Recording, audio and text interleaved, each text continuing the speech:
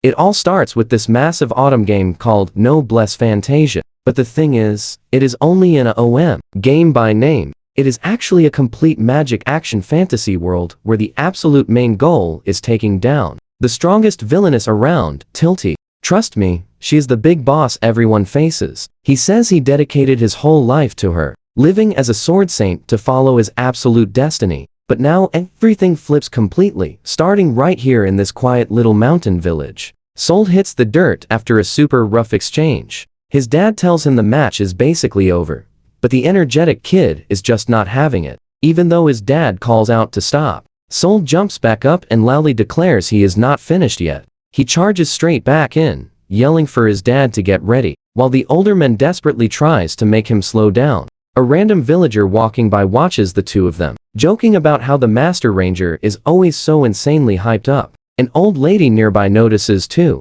smiling at what a hard-working little Lord Soul is for training every single day. The dad is actually the one starting to sweat. He eventually asks Soul if they can take a quick breather, but the boy just stares back with absolute, total focus. He tells his dad he needs to train way harder than this, simply because he absolutely cannot use magic at all. So, he must make up for it with his sword. This is all happening in a small, super quiet village way out in the absolute middle of nowhere, and it turns out this entire place is tucked away inside the Albert Kingdom. Yes, this is the actual world of the game, Noblesse Fantasia. It turns out the kid was actually born right into the Ranger family. They are just minor nobles living out in the country. Sold eventually realizes he has actually been reincarnated into this wild world. So when he was just a tiny baby, his new parents named him Soul Ranger. He clearly remembers waking up and seeing these two sweet strangers staring right back at him. But as they lovingly raised him,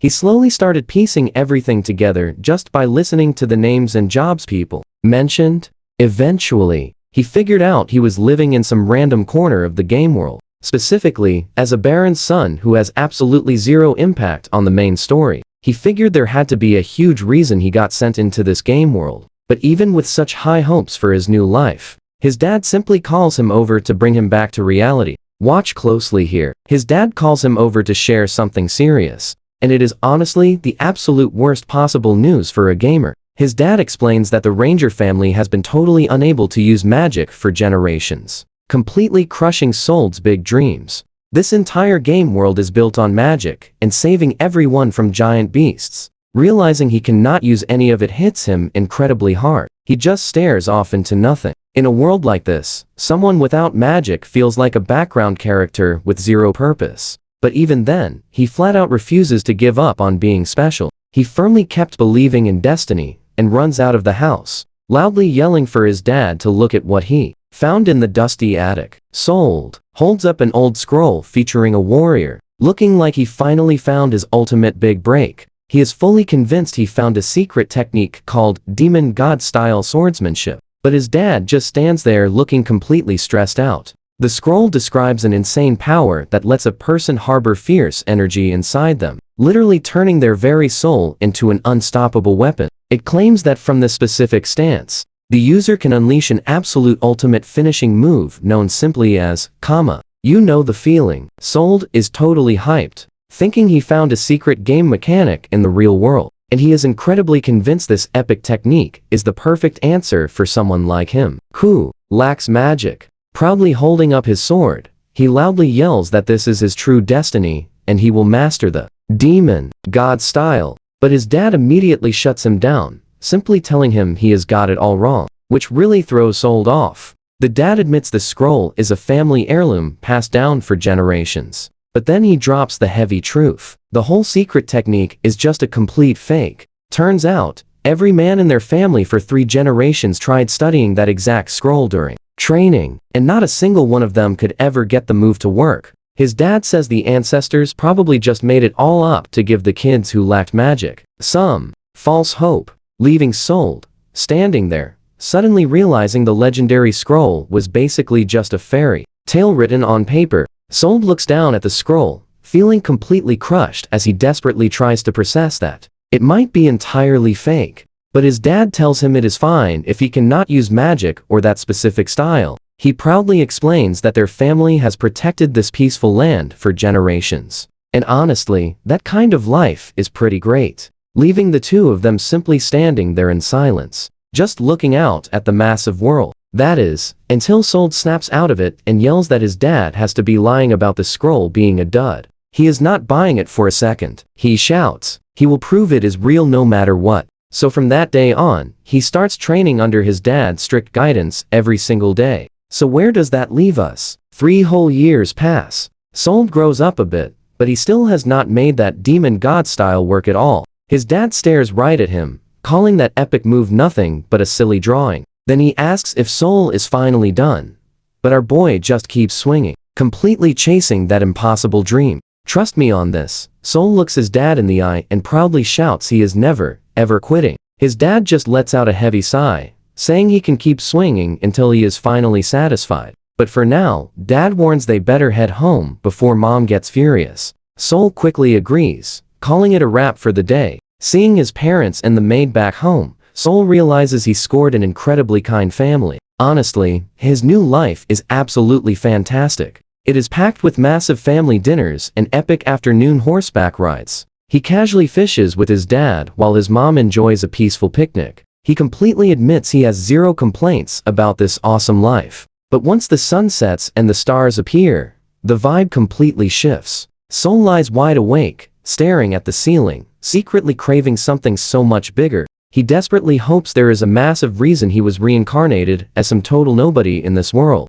Outside, the gray sky completely opens up, dumping heavy rain all over their quiet estate. Sol asks his mom where dad went, and she says he left early for a big noble meeting. She looks super confused, wondering why basic country nobles like them even got an exclusive invite. But Sol just silently stares out the window at the rain, totally lost in thought. He says he is heading out for some solo training. She quickly warns him not to overdo it in this awful weather. Walking through the storm, he thinks about practicing his sword skills daily. Now, 10 years old, he seriously wonders if he will ever master that demon god style. But he quickly shakes his head, realizing that staying totally negative will not help him at all. He decides to stay completely positive, trusting that this epic magic style is his destiny. Suddenly, a weird detail makes him instantly freeze. He immediately sprints toward the trees, absolutely certain he just heard a creepy sound coming from the deep woods. The heavy rain is violently crashing down as Sol aggressively pushes through the thick forest trees. He briefly stops to catch his breath, absolutely stunned to see a young girl collapsed face down right in the thick mud. He quickly rushes over, kneeling down to ask if she is okay and why she is outside in this storm. But checking out her totally bare feet, he immediately starts wondering if she is a runaway. The girl lets out a weak groan. Sol tries keeping her awake, staring at her tear-streaked face, desperately trying to figure out where she could have possibly come from. Now watch closely, because what catches his eye next changes absolutely everything. A bizarre energy wildly swirls through the air. Suddenly, Sol realizes the pouring rain is literally freezing solid right in front of him, leaving him completely, utterly confused. Sol stands completely frozen. His eyes go wide as he desperately searches for words. He simply stammers that this cannot be real, convinced this absolute nightmare isn't happening. Staring right at the monster's sharp fangs, he wonders why it spawned here. Still, he bravely stands his ground between the girl and that massive shadow. Looking closer, he nervously realizes this beast is actually a crazy high-level boss from his old game. He instantly starts spiraling, thinking he was reborn for some reason. But now, he wonders if this nightmare is his reward. As the wolf looms, he fears his fate is to perish here completely, meaninglessly. You and I both agree it is way too cruel to end his story here. So, he lunges forward, quickly grabbing the girl and diving away as a massive ice explosion violently slams into the exact spot they were standing. The two of them hit the muddy ground incredibly hard. Tilty lets out a painful groan while Sol frantically tries processing that insane attack. But Tilty looks into his eyes and apologizes, explaining that ruthless slave traders literally unleashed that terrifying monster just to track and catch her. She starts completely panicking, telling Sol he needs to escape right now. She begs him to run away, so he won't painfully suffer for her. Sol is totally stunned as she completely breaks down, crying and looking absolutely shattered inside. Checking her face, Sol realizes her eyes perfectly match the biggest threat from that old game he loved. This is the legendary villain, Tilty. Magist. She was the girl every single player hated because she spent all her time aggressively tormenting the main character and doing purely terrible things. But the absolute worst part, in every single version of the story, she is strictly destined to lose everything and face total tragic ruin. After beating that game, the dark truth about Tilty's tragic past finally makes perfect sense. It completely turns out every single person she genuinely cared about had already perished, leaving her alone. So what do you and I make of this? She was completely despised, living in absolute poverty until her mother was tragically taken away. Stick with me here. Our girl gets unfairly captured for forced labor, until a kind, noble family from the countryside finally arrives to rescue her. But the absolute heartbreak did not end, because her saviors were completely wiped out. Tilty started hating the entire world, blaming it for bringing endless misery to anyone near her. Soon enough, she hated herself completely. The saddest girl alive slowly transformed into the ultimate terrifying villain that everyone in the kingdom deeply feared. Sold watches the crying girl, suddenly realizing her eyes perfectly matched the iconic villainess from his old video game. Does leaving her completely alone turn her into that terrifying threat? That heavy realization hits him like a massive ton of falling bricks. He immediately draws his shining sword to guard the chained girl. Suddenly, a massive wolf appears out of nowhere, claiming it finally understands the entire situation. Sold glares at the massive beast, loudly demanding to know what it even is. Sold confidently declares he was literally born for this epic moment. Through heavy tears, the injured girl looks up and reveals her name is Tilty. Sold finally gets why he reincarnated into this fantasy world as a wealthy noble with absolute freedom to do whatever he wants. He smiles at Tilty, promising he will be the one to rewrite her destiny. Letting out a massive battle cry, he prepares to fight. Tilty watches in absolute shock as his shining blade literally begins to glow with wild energy. Sold unleashes a massive energy burst that crashes directly into the giant wolf. Tilty watches from the dirt. As the glowing light fades, Sold realizes something huge. Now pay attention here. He accidentally triggered a super hidden game feature that you and I would almost never find. He explains the wild secret to unlocking this hidden power is highly specific. You must fight using a sword, stubbornly hold your ground without moving, and bravely take the enemy attack head-on. The absolute biggest requirement is deeply and desperately needing to protect someone. Tilty watches in pure awe as Sold floods his entire body with unbelievably crazy, dark, shadowy power. This is the legendary demon god style, an epic technique, turning his entire being into a perfectly sharp living blade. He stays incredibly low, moving so ridiculously fast, he becomes a complete blur. He violently swings his sword upward with absolutely everything inside, screaming out his special Ice Wolf strike. It fiercely smashes the wolf's face, scattering bright energy shards everywhere as the heavy blow cleanly connects. Sold perfectly lands the massive strike, staying low while intense power fiercely swirls around him. The giant wolf gets absolutely demolished by the heavy impact. Sold excitedly realizes his secret demon god style technique is actually completely real and incredibly overpowered. You and I can feel his hype. He laughs because those wild legends were true. He casually sheathes his sword and confidently walks away. He smiles, realizing his brutal physical training absolutely paid off in the end. Then, he gently walks right over to a stunned Tilty. Looking straight into her tearful eyes, he boldly declares himself the Sword Ranger, saying she is basically his ultimate destiny.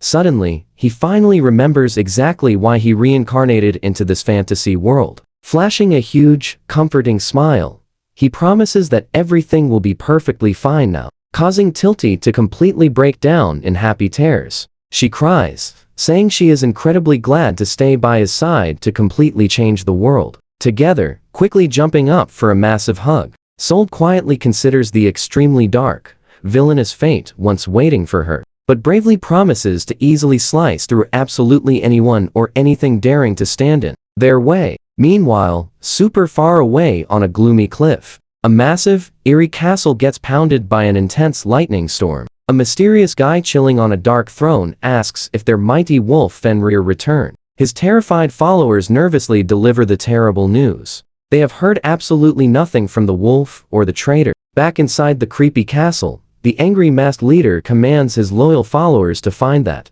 Guy immediately, completely obsessed with tracking down the missing Tilty. Staring at a giant skull, he desperately wonders where she went. Lounging on his creepy bone throne, he surprisingly refers to Tilty as his beloved sister. He fiercely promises himself to definitely drag her back home. Meanwhile, a fancy carriage pulls up to the quiet Ranger family mansion at night. A tired man inside complains about his super exhausting workday. Garland confidently steps right through the front door, loudly yelling that he is finally home. The family wet nurse, Baba, kindly greets him, while a super excited Sold quickly runs up to welcome Dad. Standing right beside him, the happy family formally introduces Tilty, explaining exactly who she is. Then they excitedly drop the massive news. They want to officially welcome Tilty as a brand new Ranger family member, which completely catches Garland totally off guard. With a face full of absolute shock, he stares down at Soul, demanding to know what the heck is actually happening.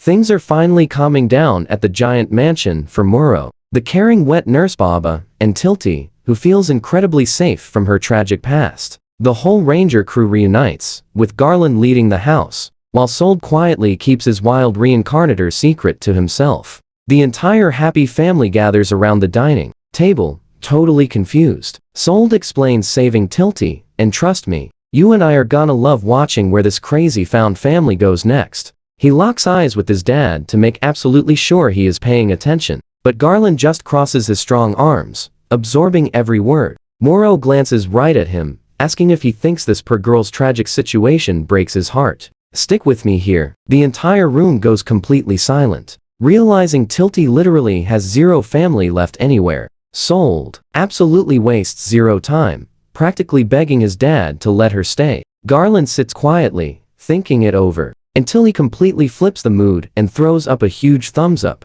He tells them there is no problem whatsoever. He winks, happily declaring that doing good deeds is just a standard part of their noble family duties. He proudly stands up, officially announcing that her name is now Tilty Ranger. Everyone cheers, overjoyed for her. Soul just smiles to himself, realizing they finally took a massive, real step forward in completely rewriting the dark future, but he definitely knows the massive stakes. Tilty is the actual villain from Noblesse Fantasia, a character originally destined to end up totally ruined. Everything in this wild world comes straight from a game Soul played in his past life, and he is absolutely convinced he reincarnated here just to save Tilty. He absolutely knows he must stay right by her side to protect her. So, when Garland tells him to show her around their home, Sold instantly agrees. He feels like his grand plan to welcome her into the family worked out exactly as he hoped. Since she is 9 years younger than him, Sold gives her a massive smile,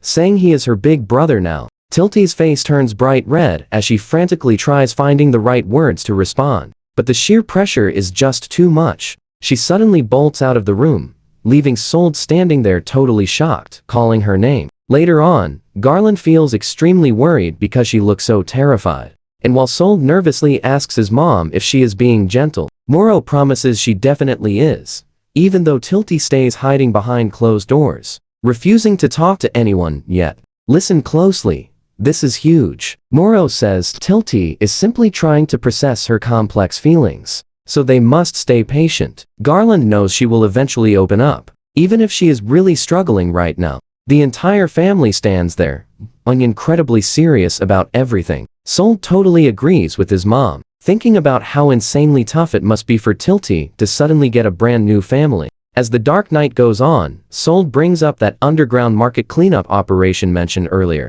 Garland explains that a dedicated group of nobles actually teamed up specifically for that mission, and while they successfully freed the prisoners and got them somewhere safe, they completely failed to wipe out the whole organization. Soul freezes in his tracks, asking if Tilty was caught up in that raid. It makes him realize she truly was just a trapped prisoner before they finally rescued her. It suddenly all clicks. That massive wolf from earlier was absolutely sent by those shady traitors, trying to drag her right back to that organization. Soul realizes just how totally insane it is that those villains used the legendary beast Fenrir for this. It makes him seriously wonder why they would go through so much trouble targeting poor Tilty. He angrily thinks about the dark organization hiding behind everything. Remembering Tilty looking so small and scared, he strongly suspects these exact guys are triggering her ultimate doom flag. Back in the present, Garland stands in the open field, telling Sold to show his power, specifically, that epic magic style he claims to have mastered. Sold is beyond ready to prove it.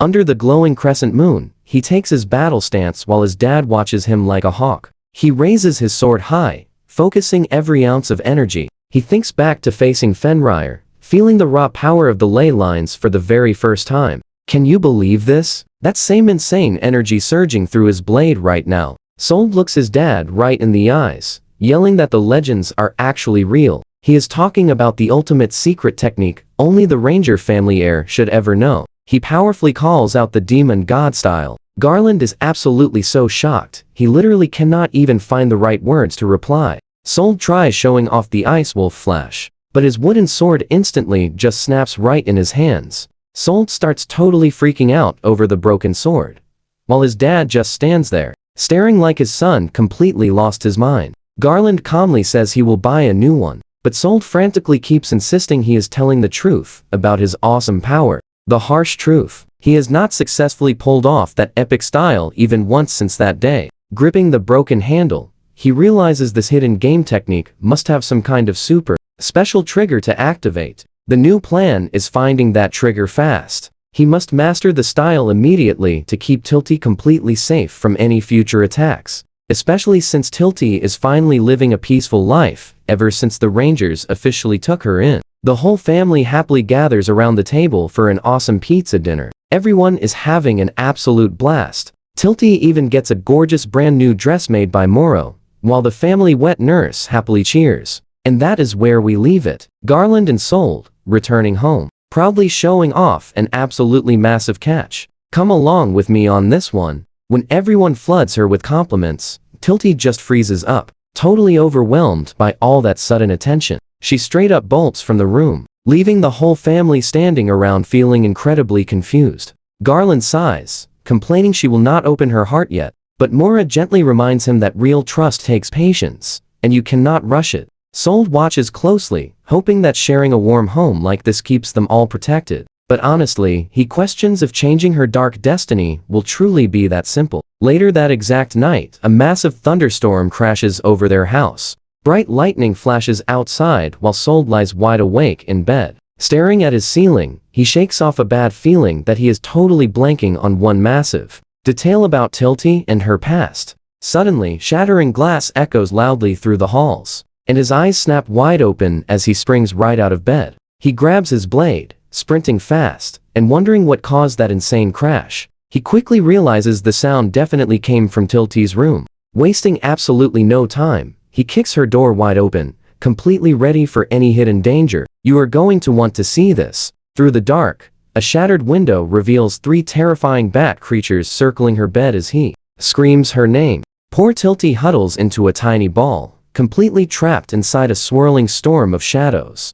Sold watches in horror, trying to identify the strange magic before realizing it is pure, absolute darkness. Those gross one-eyed beasts hiss loudly, making eerie noises while hovering right above her. He is totally shocked, questioning why magical beasts are invading this peaceful town. But he refuses to let that wild surprise slow his reflexes down. Shouting her name again, he draws his sword, fully prepared to battle these nightmarish monsters. He charges ahead, swinging his only trusted weapon, but instantly remembers the blade is completely broken, which is honestly the worst timing for an epic fight. The fiends show absolutely zero mercy. One of them lets out a deafening screech while swarming around, swatting wildly with his useless hilt. Sold curses under his breath, while keeping his worried eyes on Tilty. He begs her to hang on tightly while he sprints to get his dad, but she shockingly screams for him to leave her alone, throwing him completely off balance. Tears flood Tilty's eyes. She sobs heavy apologies, saying terrible events always ruin her life,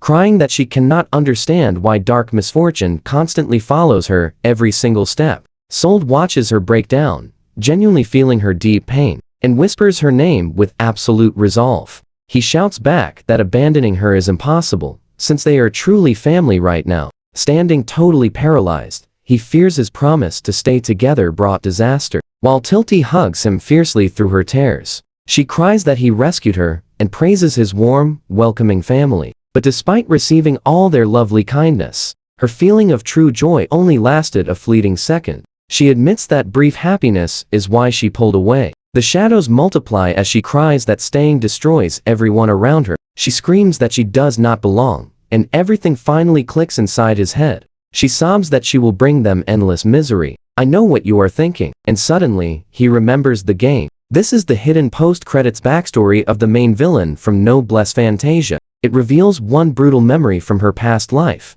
matching the story he once played. It chronicles the kind, noble family that adopted her, and how they tragically lost everything because of her dark curse. The tragic memory hits Soul's mind hard, watching his entire family get wiped out from existence, and watching Tilty completely shatter in front of him. He realizes that devastating tragedy was actually meant for his own ranger family. He stands frozen while dark energy swarms her as she cries out, begging him to abandon her and run away before the doom consumes them. Soul just glares back with absolute focus, his sharp eyes proving he has completely made up his mind already. He knows abandoning her right now and cutting all ties guarantees his family will actually survive, and perfectly avoid that brutal ending. Dodging that horrible fate would prevent one massive tragedy in this universe. But Soul ignores the heavy danger, pulling her into a fierce hug that shatters the surrounding shadows. Tilty stares up in absolute shock, struggling to find any words to ask why he refused to retreat.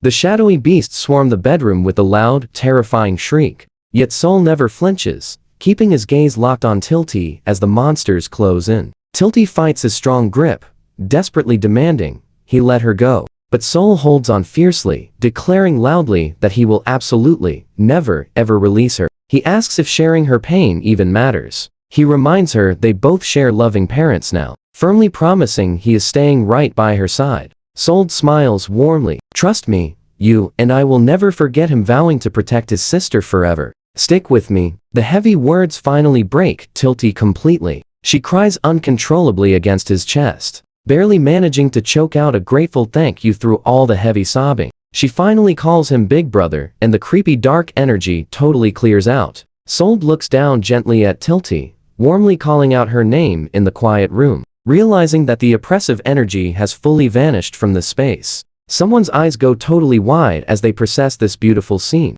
They are completely stunned by how fast everything just flipped. Tilty finally stops resisting and just lets her happy tears flow, looking incredibly peaceful compared to just a few seconds ago. Soul watches her with a warm smile, deeply relieved that he actually reached her heart and stopped that scary darkness. He thinks to himself, maybe he does not fully understand that dark power, but he knows one solid truth. If it brings Tilty any pain or trouble, he is absolutely not putting up with it. Right then, his parents crash into the room. His dad frantically yells, asking what is wrong with Tilty, while his confused mom stares at Soul, demanding to know what happened. But Soul simply stares right into their eyes with fierce determination, declaring he needs a new sword. He has this incredibly intense look on his face as he confidently explains that he must become way stronger than he is currently. Now pay attention here. He vows to protect Tilty forever, promising that he will personally strike down any shadow that dares to mess with her new, happy life going forward. His mom just stands there completely shocked, but his dad naturally smirks, clearly very impressed by the young kid's unbending and fierce resolve. Soul's proud dad quickly agrees to buy him an epic sword. Soul is incredibly hyped as he thanks his dad. Looking out over Swordgas Town, his dad promises to introduce him to the absolute best blacksmith in the entire local area. Meanwhile, over at the blacksmith shop, two guys in suits run out screaming, loudly yelling about how they are never ever coming back. The smith does not even care, standing there holding a huge hammer, saying good riddance since those fools only care about flashy fashion. She pulls up her heavy goggles, venting about hating arrogant nobles. But Soul just watches her closely, fully confident he can win her over. Extremely determined to secure that new weapon, Soul sets off alongside Tilty and his dad, heading straight toward the bustling town of Gust. The grand city is absolutely massive, stretching out as far as they can possibly see.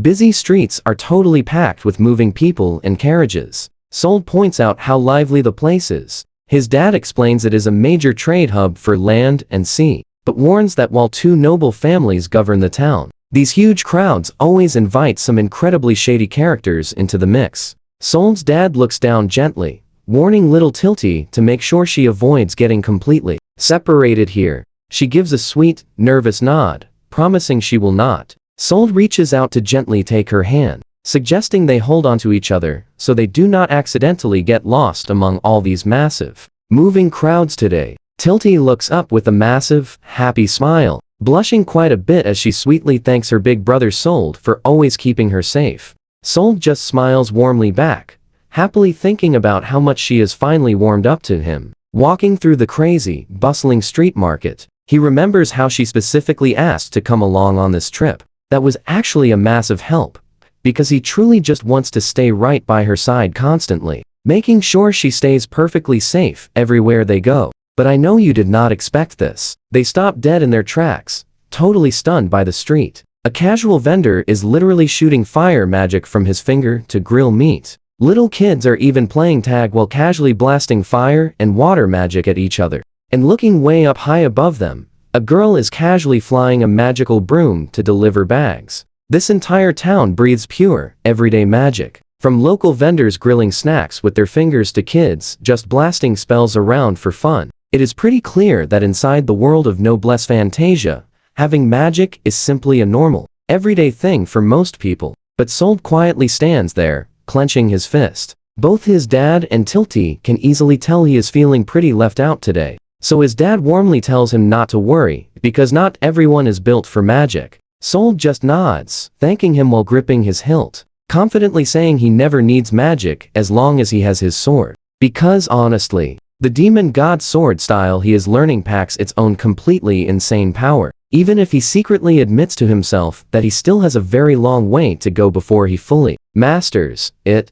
But his dad absolutely loves that fierce confidence, telling them to keep moving forward so they can finally pick up his awesome gear. They arrive at a huge, old-school workshop featuring a massive, epic sword sign hanging proudly right over the door. His dad loudly yells out a greeting while Sold glances around, wondering if this place is even open since absolutely nobody answers. An annoyed voice from deep inside shouts that they are being way too loud, demanding to know who is there. Sold's dad formally introduces himself as Baron Galland Ranger immediately. The person inside harshly snaps back that nobles can completely get lost, which totally catches Sold and his dad off guard. His dad frantically tries to explain that the master blacksmith forged his old sword. And trust me, you and I are going to love the tough woman with the giant hammer who finally opens the door. Alright, stick with me here, she bravely announces. The old man passed, and as the new boss, tells them to scram. The dad tries asking if she is the master's kid, but she confidently states her name is Frey, dismissing them. She turns her back, but Sold bravely speaks up, revealing he was actually hoping to score a legendary sword of his own. Frey shoots back a fierce glare, calling him a cheeky, noble brat, playfully teasing him to just ask daddy for a shiny toy sword instead. Sold just stands there, looking totally stunned by the insult. Before he can utter a word, the heavy door slams shut, leaving everyone entirely speechless in the dust. Sold realizes that triggering this quest for a top-tier weapon will be seriously tough. Meanwhile, his dad feels super stressed out, apologizing, since he never knew the blacksmith's talented daughter took over the shop. He suggests they just find another place, even though he doubts any other local smiths are actually skilled enough. But Sold is way too determined to quit, telling his dad he desperately wants to try asking her one more time. Even though his dad warns against it, the cheerful kid just smiles, saying it is totally fine because he really wants to talk properly. His dad agrees to scout other shops and asks Tilty her plan, so she bravely decides to stay right there with her big brother. The two stand together outside the closed door. Tilty looks a bit nervous, wondering why that lady was acting so incredibly fierce. But Sold, he is not worried. He asks if she noticed the back room, because here is where it gets interesting. Hidden inside were rugged, incredible heavy-duty swords that absolutely prove she is the real deal. Those blades on the wall seem pretty rough and bulky at first glance, almost like they were left completely unfinished. But Sold senses something magical about them. That raw quality in the metal just pulls him in. He marches right back into the forge where Frey works, firmly stating he really wants a proper, serious talk. Tilty shakes nervously behind him, while Frey spins around, completely annoyed, demanding why they think they can just barge in. But Sold cheerfully tells her he has a request. He presents his own sword, showing off the busted hilt, and Frey pushes up her goggles for a closer look. Sold tells her directly that he needs a truly powerful sword, something totally unbreakable, even when he pushes his absolute limits. Frey just stares at him, looking totally caught off guard by his passion, asking who he really is. He proudly introduces himself as Sold, explaining he desperately needs this weapon so he can keep his little sister safe. But pay attention here. Right before they finish, loud voices interrupt, asking if the shop kicked them out earlier. A massive armored guy named Ma stomps inside, shouting he is there under orders from Lord Walger Debbie Hip, demanding a sword be made right away. Sold yells out in pure surprise as the entire atmosphere shifts. Frey just sighs, rubbing her head, complaining it is one thing after another today. Mob holds his ground, but Frey absolutely refuses to back down. She firmly tells him her dad always refused to craft flashy swords for arrogant nobles.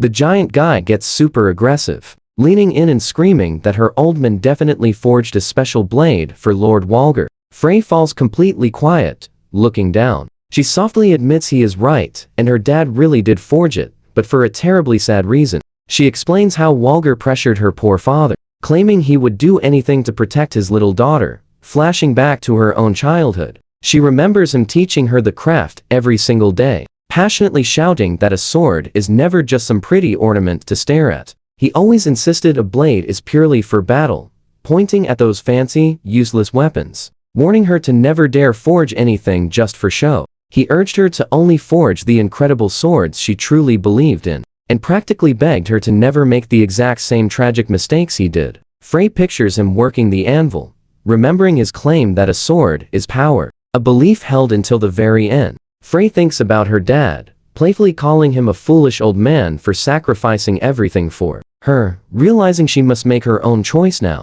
Frey fiercely shouts that she carries her father's brilliant spirit. Standing her ground with total confidence, she grips her hammer, vowing to only forge the real fighting blades she genuinely believes in. Tilty and Soul watch her in pure awe, seeing her reignite that inner spark. But Mob just arrogantly smirks, acting like she is praising ancient history. Since he thinks swords are entirely useless, he brags about how magic is the only true power, claiming a single mage could wipe out 100 guys with swords. To him, a blade is just a fake magic staff or some shiny jewelry for an arrogant noble to flaunt. So what do you and I make of this? Ma snaps, grabbing Frey's collar, roaring that nobody wants real weapons anymore. You and I are about to see something wild. He leans close, saying Walger expects massive things from her dad's skills, so she better hush and work. Mabra hovers right over Frey, smugly asking if she truly wants to be threatened too, which just makes her groan in absolute frustration while trapped.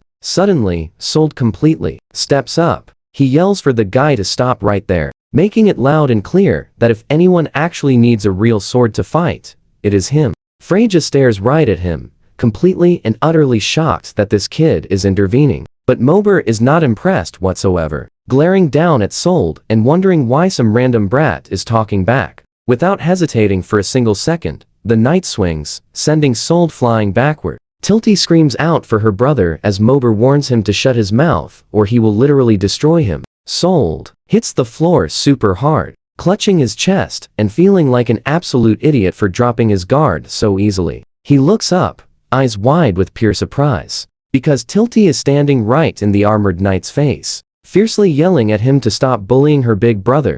Tilty is totally losing it, crying and screaming that she will never forgive anyone hurting her brother. She looks entirely terrified as Mob grabs her, asking if she wants to fall with him. Meanwhile, Frey stands right there, calling the guy a total monster while fiercely gripping her heavy hammer. Right then, Sold amazingly manages to push himself back up and grabs one of the heavy blades off the floor. Frey instantly yells at him to put it down. Now watch this. He ignores her, drops into a flawless combat stance, and lifts that massive weapon like a total featherweight. His eyes turn razor sharp as he demands the knight get his hands off his sister immediately, while Frey just stands there completely bewildered, wondering how a tiny brat is even moving a blade that ridiculously heavy. Tilty keeps crying out for her brother, but Mab just calls Sold a little punk, staring him down through his helmet and asking if the kid actually understands this huge mess. Without waiting for any answer, the brutal knight charges forward, roaring that he does not care if the kid perishes.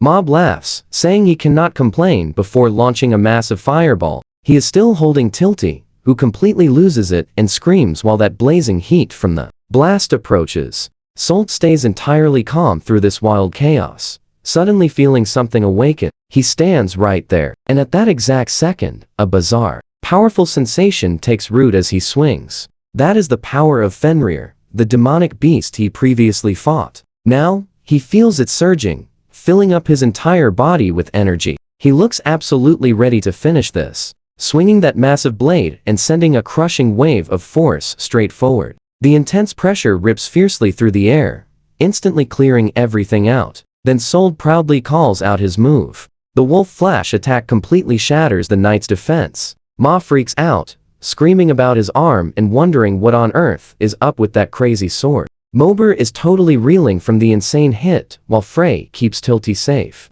You felt that too, right? Sold stands his ground, realizing a sword is pure power, and shouts that it is exactly the power needed to protect his loved ones. Frey is completely stunned by what the brave kid achieved. Meanwhile, Tilty is just beaming because she absolutely knows it is over for them. Ma groans in pure agony, and his glasses-wearing buddy starts completely freaking out, screaming his name as the two cowards decide to finally hightail it out of there. Ma curses while running away, his assistant begging him to wait, leaving Sold and Tilty totally alone. Tilty jumps into a massive hug, thanking her big brother for everything. He checks to ensure she is doing okay, and she is super hyped, saying that epic move was exactly like the one he used just before. Sold just smiles and completely agrees, finally putting the pieces together after remembering fighting the massive wolf Fenrir. It feels exactly like that intense time when Mob violently grabbed his sister. Everything suddenly clicks. He realizes wanting to desperately save Tilty is the ultimate secret to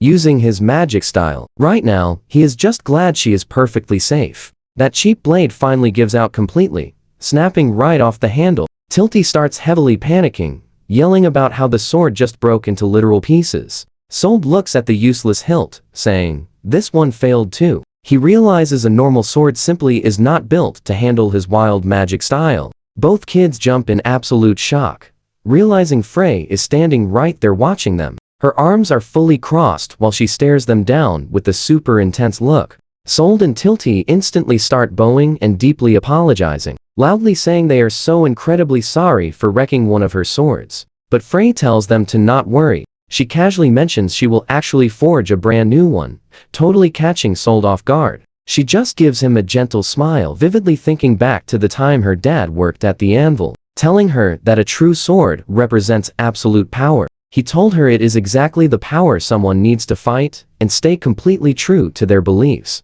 Frey watches Sold deeply, realizing his conviction is the real deal. He wants power solely to protect what matters. So what do you and I take from this? She decides to forge him a worthy blade, promising to make a mighty sword that will never break, no matter how hard he fights. Alright, jump in with me. She flashes a confident wink and thumbs up, promising she will personally get this epic job done. Sold just cannot stop smiling, dreaming of finally getting a weapon tough enough for his demon god style. Both kids start happily shouting their thanks, making Frey act super tough. She tells them to drop the formal stuff and just call her Frey. The thought of this brand new weapon has Sold incredibly pumped. He knows this is exactly what he needs to reach an insane new power tier. Meanwhile, over at that massive mansion on the other side of town, things are terrible for Mober. He stands there with his arm wrapped up, while Lord Walger absolutely rages, screaming that any soldier losing to a literal kid is fired instantly on the spot.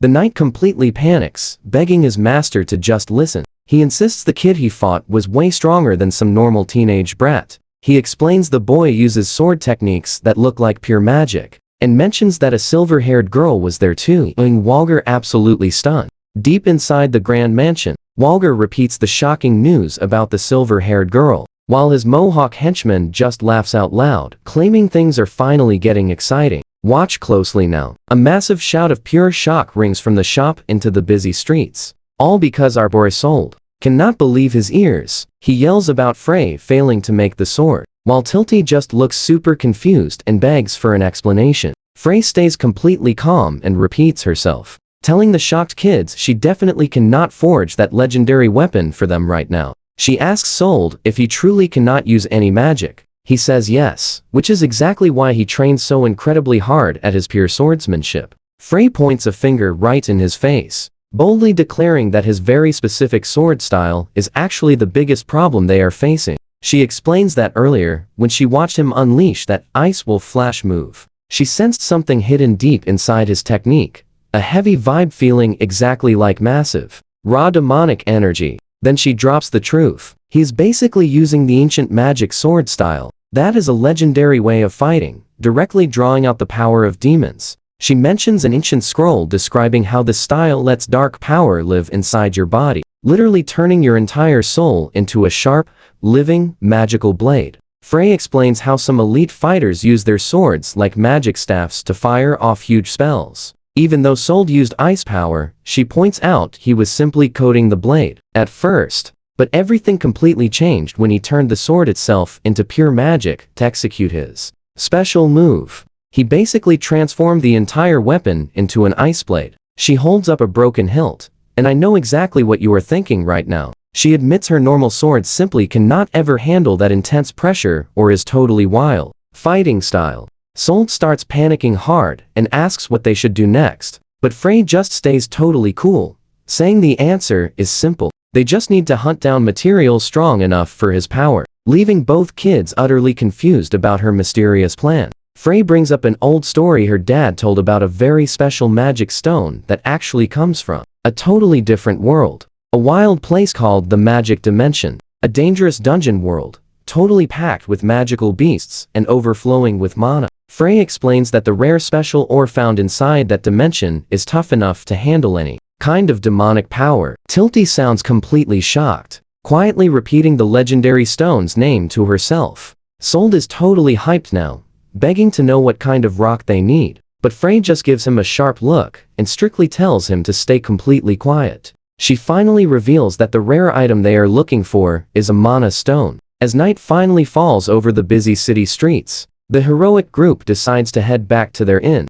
They make it safely to the inn, grabbing some hot food to talk things over. Sold's dad nods along, finally understanding they need a truly legendary sword for this magic style. He asks Sold if having a weapon like that would actually make his dream fighting style a real thing. Sold admits it is possible, but mentions they still need a magic stone. This makes his dad laugh at their wild timing, but then he suddenly freaks out, spraying his drink absolutely everywhere the second the insane cost of a magic stone actually sinks into his brain. Sold's dad is still recovering from the massive shock, wheezing as he asks if they are seriously doing this. Sold looks over, checking to see if his old man is alright, or about to completely lose his mind. The dad just stares back with a super stressed expression, flat out telling the kids that what they are asking for is just way too much to handle. He explains that magic stones are those kind of ultra-rare items you simply cannot even find for sale anywhere on the normal general market, basically making it totally clear that even a tiny fragment of one is worth way more than the absolute most expensive jewels out there. Sold looks crushed, but trust me, we will all want to see how they fix this totally impossible mess. Alright, stick with me here. His dad keeps it completely real, saying it is definitely not happening today, but promises he will figure out some epic way to get what they need. Night falls over the glowing city, and focus suddenly shifts to those rare Mona stones. Even back when this whole world was just a game, these epic items were famously hard to track down. As Sold and Tilty finally settle into their cozy beds, he thinks about how much easier the game was back when he just had to casually grind for some cash. He simply stares at the ceiling, feeling the heavy pressure, since making this happen in the real world is quickly turning into a massive, super frustrating headache. Tilty rolls right over, cheerfully telling him she really hopes he gets those stones. So, Sold just looks back with a bright smile, saying he is hoping for that too. As they settle in, Tilty softly calls out to Soul. Looking over a bit confused, he wonders what is up, but she just gives a huge smile, thanking him for saving her and saying he looked unbelievably cool back then. She giggles to herself, happily wishing him a good night. She is still calling him Big Brother, leaving Soul lying there with a massive, goofy blush. He feels pretty great about the situation. Looking out at the bright moon, he thinks to himself that since she is such a cute villainess, he is totally down to do whatever, deciding right then to push through absolutely any struggle to make her smile. So, he fully commits to finding a brilliant way to get those magic stones delivered by tomorrow. The very next morning, Frey hands Sold a perfectly fixed sword, telling them she will eagerly wait for their return. With their cheerful goodbyes finished, the group hops into the carriage, starting their long trek towards Soldier Village. But his dad looks slightly bad about the trip, honestly apologizing that they missed getting the new sword today.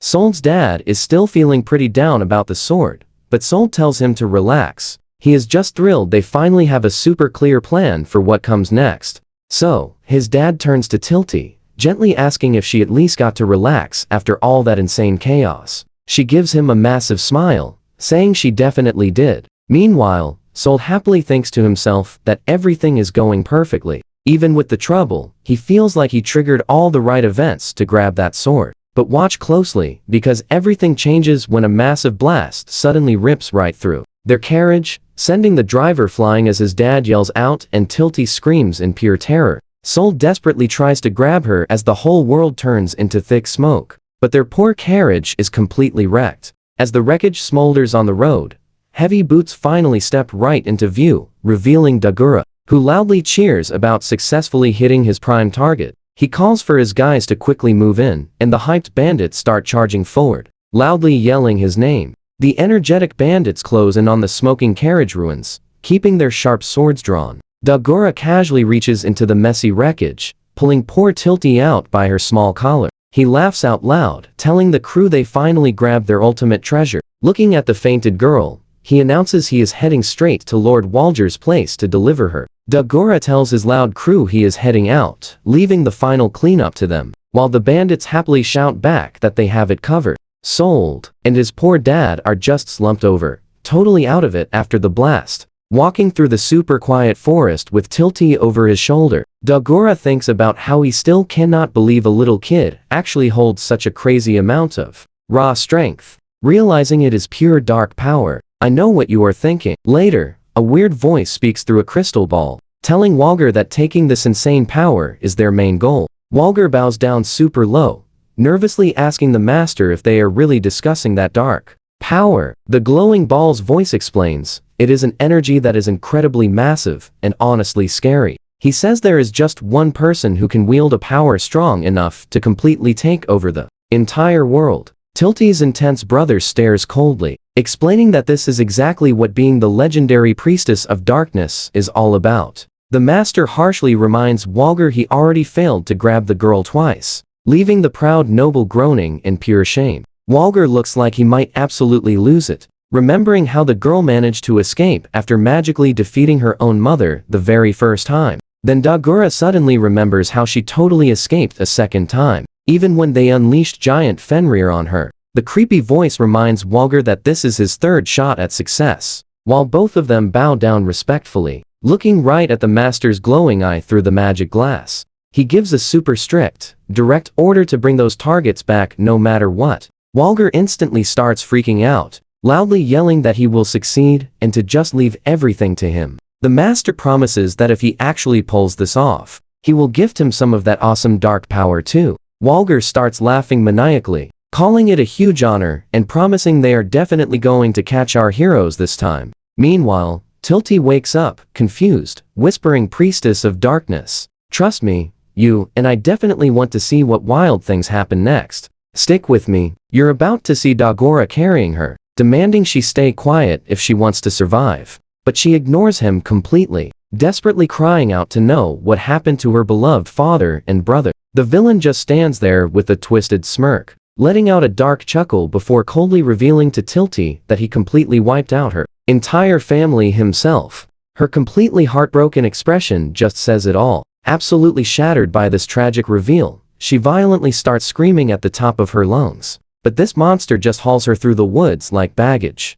barking at her to be completely quiet. She cannot even hold it in, just sobbing heavily and letting out a loud cry from the emotional agony. So he gets even more furious, aggressively snapping at her that he already ordered her to stay totally silent. But then he freezes mid-sentence, looking completely confused by what he sees. Pure dark energy starts swirling up from the ground like rushing water. He immediately starts losing his mind, aggressively yelling out to figure out what is happening. Tilty stares up with tears streaming down, declaring that she is going to make existence miserable for everyone. Now, pay close attention here. He is completely stunned, realizing her aura is beyond his expectations as this insane dark energy violently surrounds Tilty, and she starts to transform, and the villain actually feels that overwhelming darkness melting into his body, turning his eyes pitch black while insane power surges through his arms, making his veins intensely bulge out. He claims it feels amazing and lets out a massive roar as his muscles literally double in size.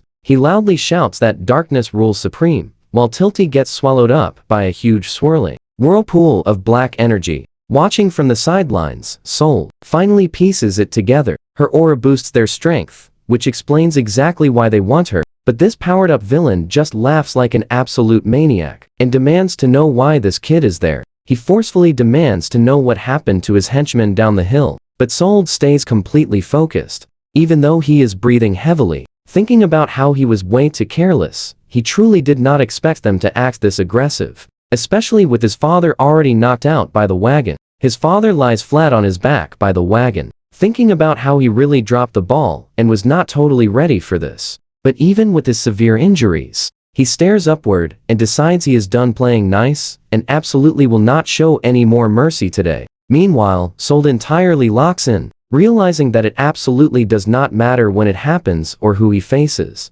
because if anyone targets Tilty, they will deeply regret it. He's totally focused on the threat, and with a look of pure rage, he promises himself that he is going to safely take every single one of them down. Dagora merely laughs at the kid standing before that massive swirl of pure dark energy and mentions that Moblib was totally right about him being special. But then he flexes those newly powered muscles and warns Soul not to underestimate his strength, getting right up in the boy's face with a seriously nasty and arrogant grin, yelling that the priestess of darkness belongs to the Titans now, and he just keeps going, claiming they are going to take exceptionally good care of her. It is clear he has twisted plans. As Tilty screams while being swallowed by shadows, he loudly cackles about how she is basically just a human tool to boost their dark power. Soul says nothing, tightly gripping his blade and stepping forward with the serious look that clearly says he is completely done playing around. You and I saw this coming. The villain totally loses his cool,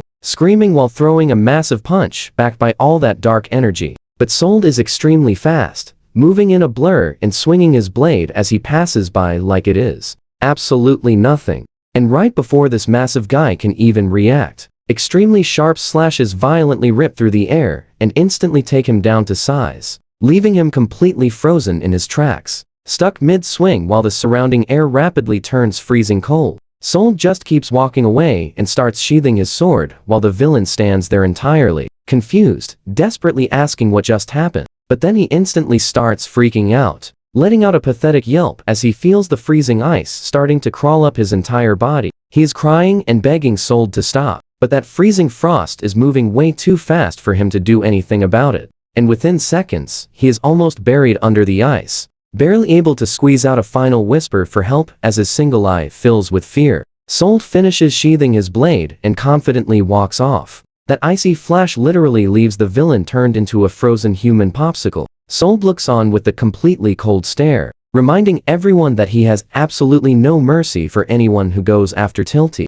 While he stands exactly like a statue, his face is completely trapped in a block of ice. Walking away from the mess, Soul heads toward the massive ball of swirling dark energy and reaches out with both hands, giving a gentle smile, while telling the girl inside that everything is perfectly okay. Now, he softly calls out to Tilty, telling her to come to him as she peers out from the shadows with teary eyes, and she loses it, crying out for her big brother as she finally breaks through the heavy darkness. We absolutely love this. She tackles Soul into a massive hug. Stick with me here as we dive right in. Catching her, Soul holds her close. He tells her no matter how scared she feels, he is absolutely going to save her, promising he will never let her down. Tilty just keeps crying into his chest while he softly tells her to stay strong and not let the shadows take over. Soul holds Tilty close, telling her he is sorry for everything, but she simply hugs him back,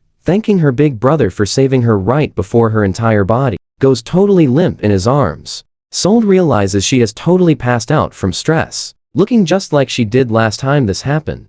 He stands there thinking about the Titans. He knows they are still out there hunting for that mysterious dark power. Just then, loud voices come from the woods, talking about how he dropped Dogura in just one hit. This totally surprises Sold as armored knights show up, announcing they are from House Hartman. The lead knight says they are here to take Sold back, but he is not having it, loudly asking what is actually happening. The scene shifts to a massive mansion sitting beautifully under the moonlight. It turns out House Hartman is one of the two huge noble families running the lively town of Gust. The serious knights introduce the kid as Lord Sold, son of the Ranger family. While everyone watches, the group arrives at the Hartman estate, where a man at a desk welcomes Sold, cheerfully telling him it is nice to finally meet him. He introduces himself as Reich Hartman, head of the whole family. Standing there looking at the beds where Sold's dad and sister are resting, he explains he already had a skilled doctor come by to treat them. He tells Sold he can finally rest easy now that they are safe.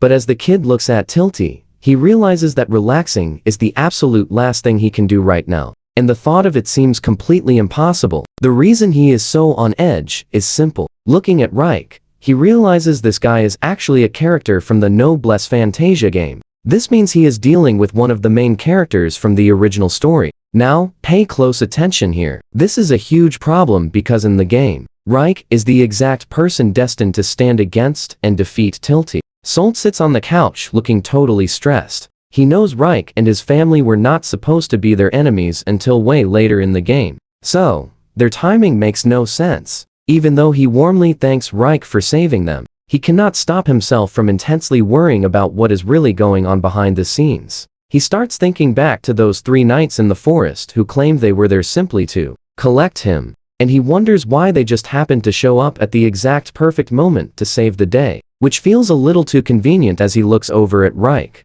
calmly sitting there with his soldiers standing guard. Realizing this is a huge turning point in the story, Sold remembers from the game that Reich is a brilliant tactician who always thinks 3 steps ahead. He knows for a fact this guy is not the type to go around helping people out of the goodness of his heart. It hits him that by saving Sweet Tilty's life, he has completely rewritten her fate. He created a brand new timeline where Tilty's family survives instead of getting ruined, which means Reich is meeting her as a kid instead of clashing with her at the Magical Academy years later. Looking at Reich's calm face, you and I both have to wonder what this master tactician is actually planning next. Reich explains that his noble family has been keeping a close watch on Dagura, the same guy Sold just defeated. This comes as a massive surprise, but Reich clarifies that Dagura is actually the shadowy boss of the town's secretive criminal underworld. The guy has been into all sorts of heavy stuff, like smuggling and shady deals. Even though Reich has tried to bring him to justice several times in the past, it never sticks because his powerful backing makes all the criminal charges disappear every single time. When Sold asks what he means by powerful backing, Reich just gives him a very serious look, confirming that the powerful person behind it all is Walger Debihip, head of the noble family that rules the town right alongside the Hartmans. Hearing that name makes Sold remember how Walger's thugs were aggressively demanding a custom sword, and how the noble even used threats against Frey to force her father's hand back then. This leads Reich to conclude the guy is just a massive villain who uses the townspeople to make himself totally rich. Reich looks down, admitting that even though things look bad, they do not have any real proof linking the noble to Dogura's gang, which makes one of his knights totally lose his cool, shouting that everyone in town already knows that guy is terrible. The other knight tells him to pipe down, while Reich adds that knowing the truth does not matter if nobody can actually do anything about it. Sold stares off to the side, finally starting to see how incredibly deep the corruption in this town really goes. What do you and I think? He looks Reich right in the eye, asking if his plan is taking Walger down. Reich does not say a word at first. Stick with me, you and I are about to see him give the kid a sharp look through his glasses. While his knights stand there completely shocked by that blunt question, Sold keeps pushing, guessing Reich was watching Dogura this whole time, just to gather enough solid evidence to completely take down the shady noble. Impressed by how much this sharp kid has already figured out, a small smirk crosses Reich's face. He admits to Sold that he is totally amazed, because the kid nailed everything. Reich explains that, on the surface, the Hartman and Devichip families supposedly rule over the town together in perfect, peaceful harmony, but he confesses that is just a huge front. In reality, both families are eagerly waiting for the absolute perfect chance to completely take each other down. Reich proudly shares how his family grew right alongside Gust. While his loyal knights stand tall, he passionately declares that the people living in this town are the true, priceless treasure of his noble house. So he makes it crystal clear, if they really want to protect everyone, they simply cannot lose to a terrible guy like Walger. Sold sits there holding his tea, completely amazed, because this guy Reich is honestly turning out to be full of awesome surprises. The kid easily remembers the original video game, where Reich always came off as super sarcastic and cynical. He even recalls Reich ordering his men to show absolutely zero mercy to anyone daring to cross the mighty Hartman house. Sold stares at him, wondering if the young lord is actually super passionate deep down. Maybe he has just been trying his absolute best this entire time to faithfully fulfill his noble duty. Reich then asks Sold to confirm if the guy he defeated, Dogura, was actually targeting his sister. Sold replies, yeah. He adds that Dogura claimed his sister belongs to a group called the Titan. Reich casually says he expected that, which totally shocks his knight standing right there. Now, pay close attention here. The Titans are actually this massive, shadowy organization that is secretly pulling strings and running things deep down in the global underworld. No one knows exactly when they started or who rules. They are a dangerous group wrapped in total mystery. Reich looks totally serious, admitting he already felt suspicious that Walger was secretly involved with those bad people. He explains Walger plans to use Sold's sister for some crazy reason. Handing her over would easily help Walger climb up the ranks and get super close to the organization. If that actually happens, the town's corruption will only explode, turning everything into a terrifying mess where nobody is safe anymore. Reich stands tall and passionately promises he will never let that happen, ever. So, they must move fast to stop him. Standing near the window with his back turned, Reich tells Sold he actually has a proposal.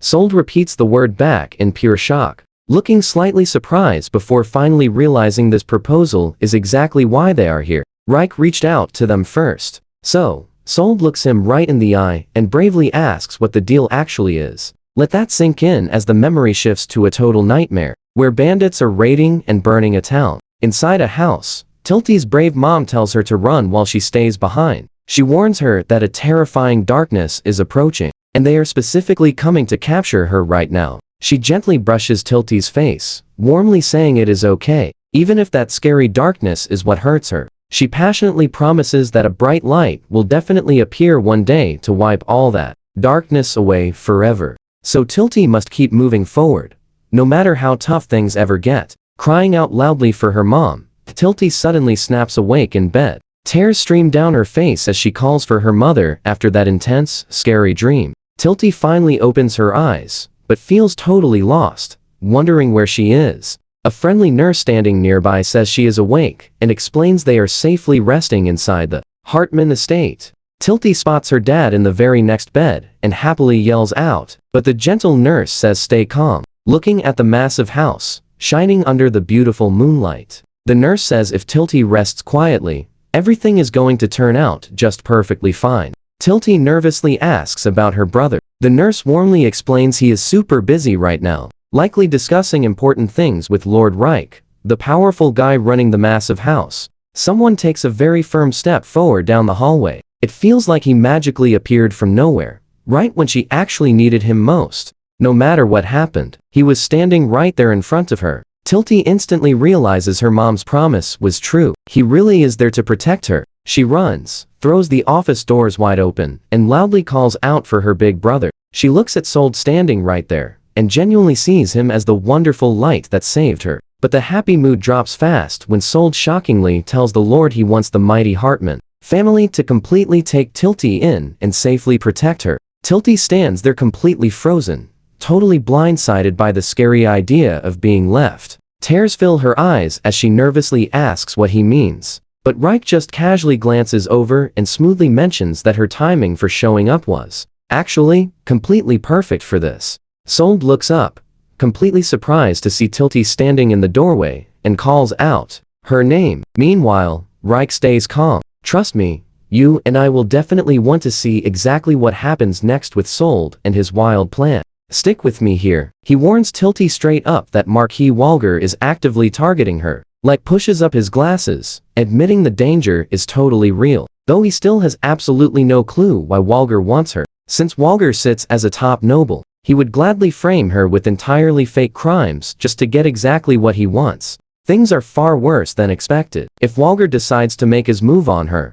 he could wipe out the entire ranger village. Tilty and Sold freeze in dead silence as that heavy reality finally crashes down on them. Like explains, this is the exact reason the Hartman family must take her in. It is the absolute only way to protect her. Locking eyes with her, he clarifies this is not charity. This deal strictly protects her village back home from being violently caught in the crossfire of a massive, noble war. Tilty stands there completely stunned, barely able to force a single word out. Tears well up as she looks over at Sold. She calls out for her big brother, totally lost and unsure of what to do. Standing firm, Sold tells Like that he finally sees the exact game he is playing. He points out that while this offer definitely looks like a genuine rescue mission, Like secretly has a much grander goal. He wants to secure a far more powerful political position over Walger. Now pay attention here. By keeping Tilty safe, the Hartmans hold the exact prize Walger desperately needs.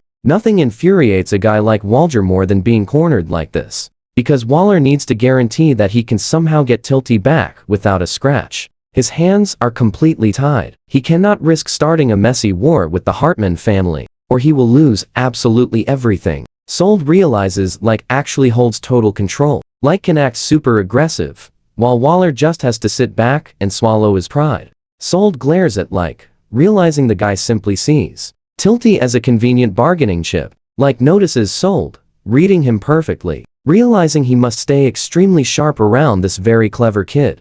Tilty just stands there looking completely lost while these two guys intensely debate her entire future. Sold runs the mental calculations. He only cares about finding the path that guarantees her safety. Should he leave her with Like and walk away? Or should he rely entirely on his own raw strength to keep her out of danger? Ultimately, he realizes taking this deal is the smartest play. Clenching his fists, he wonders which choice brings her actual happiness, and if he is even the right person for the job. Finally bowing his head, Sold agrees, begging Like to protect his sister. Tilty bursts into tears, crying out and asking why he is leaving her completely behind. Sold does not say anything. He just looks down, hiding his painful expression. Like promises, the Hartman family will defend Tilty with absolutely everything they have. Sold bows softly, saying thank you, but he adds one massive condition before they finalize anything. Flashing a huge grin, Sold asks Like to hire him immediately. Tilty looks completely blown away. Right beside him, Like just stares back at him, absolutely stunned. We definitely did not see that coming. Even the backing knights look completely shocked. Sold remembers the quiet promise he made internally. He refuses to let anyone else protect her. Hearing this, Tilty finally breaks into a massive, heartwarming smile at him. Sold flashes a super confident wink, letting her know he has everything completely under control. Like pauses, quietly watching their bond. Finally, he smirks and echoes the crazy idea of Sold getting hired just to serve as his sister's bodyguard. Genuinely impressed, Like totally agrees to the plan. But he claims he must run everything past someone else first, his very own younger sister. Sold is totally caught off guard by his sister's involvement. Tilty looks confused as Like asks if they are completely cool with this little delay. Sold agrees, though he wonders why the head of the house is not deciding this. Like tells them to just relax and stay comfortably at the mansion until Sold's father finally gets back on his feet. Later that night, heavy boots echo as Like casually walks into a dimly lit bedroom, calling out to a young girl named Salura. She sits quietly surrounded by a massive pile of plushies. Without even glancing up from her book, she bluntly asks if he secured the target girl. Smirking, Like confirms he did exactly that. He locked her down securely, just like her predictions claimed. He admits her insane clairvoyance powers worked perfectly, finding Tilty exactly where she confidently predicted. Salura, the literal secret weapon holding the Hartman family's future, calmly replies that capturing Tilty is fantastic news for them. But, Like, has one more detail to share. Trust me, it gets wild. Alright, stick with me here. You and I are diving into a mystery. Rake hears a noble boy with Tilty wants to work for them, wondering if Soluria saw this. But she honestly has no clue who this kid is. Peeking into the future with her clairvoyance, she realizes someone like Sol literally does not exist. Rake sees this as a massive red flag, deciding he should just instantly reject the kid right here. But under the moonlight, Soluria quickly tells her brother to wait a second. She feels there is something incredibly strange going on with this new boy. She admits that Sol is literally the first person whose future her magic completely fails to see, and she is totally convinced there must be a huge reason he randomly showed up at their house today. Meanwhile, Sol just stands there smiling, wondering if he actually is some kind of special existence, like she suspects. But Soluria watches him like a hawk, trying to figure out if he will bring her family epic success or disaster. She decides she will be the one to finally judge him. Meanwhile, deep in the middle of nowhere, dark rift violently tears open. Now pay attention, because this is where things get wild. This creepy, dark hole is sitting in the woods, radiating an absolutely massive amount of terrible energy. Back at the big house, Sol officially settles into his new life as a guard apprentice for the Hartman family. Plus, he is super hyped that Tilty is permanently moving into the huge mansion with them now. He mentions his dad was completely caught off guard by this crazy situation, but he happily gave his full blessing to stay. Garland stands there with his arms crossed, promising to explain everything to his mom. Sol smiles and thanks his dad for constantly having their backs. Garland explains that for country nobles like them, getting an inside connection with the high-ranking family is an absolute blessing. But that is definitely not all. He tells Sol this is a massive opportunity, which leaves the kid totally confused about what kind of chance his dad is even talking about here. Sol brings up the wild idea of finding a magic stone. Just mentioning it catches Garland completely off guard today. Those rare stones never circulate on the open market, but being connected to a powerful marquee house might actually be their only real shot at finally finding one. Sol confidently nods as it all clicks perfectly. He knows if they can actually secure a magic stone,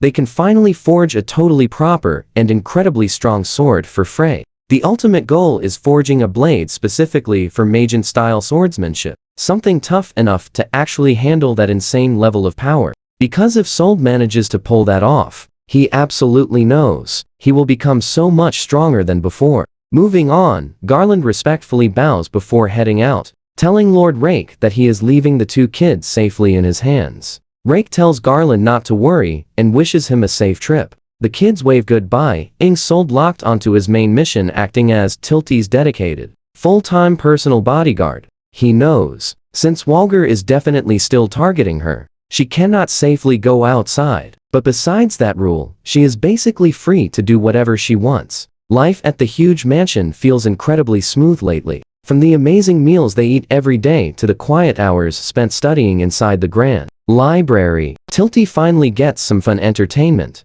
cheerfully playing with the lively dogs outside, while Sol carefully keeps watch. You and I know peace never lasts. Amazingly, Sol survived the whole week without major issues. But then, he spots Soluria creeping behind the walls, intensely staring them down, just like she has for days. He has been keeping a very close eye on her for a week straight. Now, he is finally starting to understand exactly who this mysterious girl really is. Turns out she is Soluria Hartman, the famous sister character from that Otome game. He distinctly remembers seeing her just awkwardly standing there. Sol heavily debates if he should be the one to finally step up and talk to her, but Tilty totally beats him to it, loudly calling out as she catches Soluria peeking around the corner. Tilty looks right at her, asking why she always stalks her from the dark shadows. Soluria just stands there with a completely blank expression, staring directly at Tilty like she is looking right through her soul. Suddenly, a weird glowing spiral flashes in Soluria's eyes, and she totally reacts like she just realized something huge. Out of nowhere, Soluria lunges forward, tightly throwing her arms around Tilty. Sol just stands in the back, completely lost. Soluria desperately tells Tilty to come to her room immediately. Tilty is so incredibly confused, she cannot even process what is happening right now. Soluria insists they absolutely need to talk, eagerly dragging Tilty away. Meanwhile, Sol tries jumping in to ask what is actually going on. Rake calmly steps in, telling Sol there is honestly zero need to worry about those two. so Sol quickly turns his attention to him instead. Rake politely apologizes for how selfishly his sister is acting today, asking Sol to just bear with her for a bit. He explains once she gets like this, absolutely nothing stops her. This just makes Sol wonder what he actually means by that. What do you and I think? Outside, the dogs just happily run around the grass like usual. As they sit for tea, explains how this power is a massive blessing that absolutely changed everything for the entire Hartman family. Sol wonders about this amazing blessing, and openly admits Siluria's power saved him so often that he literally had to ask her permission before even hiring Sol. Proudly calls his sister the guiding light for their family. Stick with me here. Everything suddenly clicks for Sol as he remembers Silura from the actual game. He remembers her acting as a perfect guide whenever he got stuck playing, bringing back that old legend about winds safely leading the way right through the dark unknown. Sol pieces it all together. Remembering her specific ability is literally designed to show people the exact, perfect path they need to be taking. It is an incredibly rare gift, basically giving her the power to see the future. Sol realizes she is like sister and pushes for more details, but immediately shuts him down, apologizing while keeping her power a strictly guarded family secret.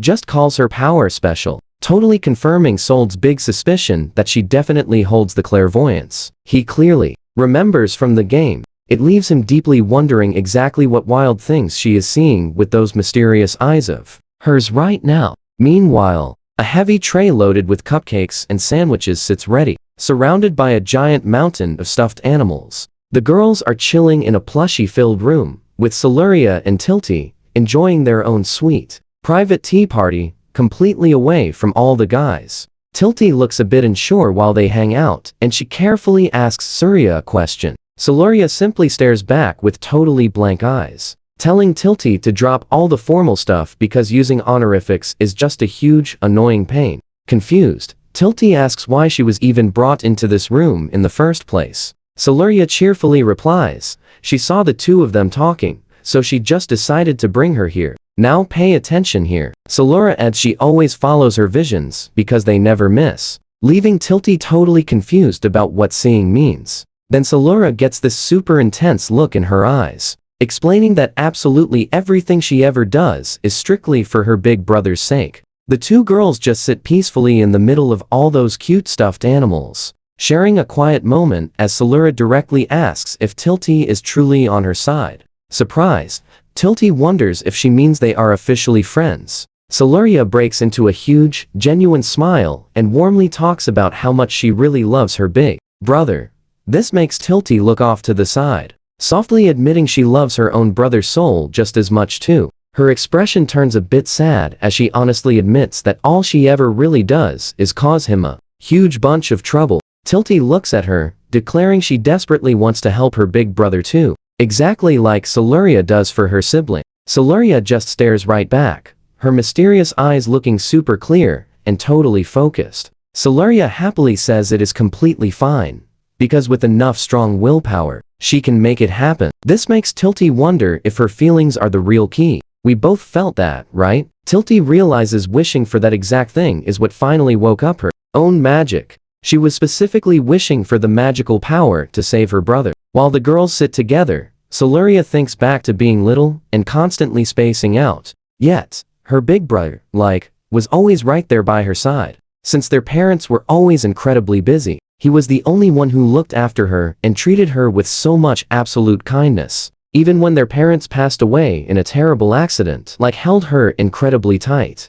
promising to protect her and their sweet home forever. Siluria was so grateful to have him, but she really wanted to find some way to help him out too. The exact second she made that strong wish, her special power finally awakened. Strange visions started flashing in her mind out of nowhere, playing over and over again. They were just random puzzle pieces of what was coming in the future, specifically, things directly involving the Hartman family. One of those crazy visions actually saved them when a massive rock came crashing down, exactly where they were standing. It turns out these wild flashes of the future were the only reason her beloved brother stayed safe. Still, Silura openly admits she has no clue when her clairvoyance will actually kick in, or what it will even show her next. The only thing she knows for sure is that every single person and event she sees ends up helping her brother in the end. That is exactly why she took action back then. Sitting in her room full of stuffed animals, she told Light to head to the forest south of Gust to save a girl from a Mohawk guy.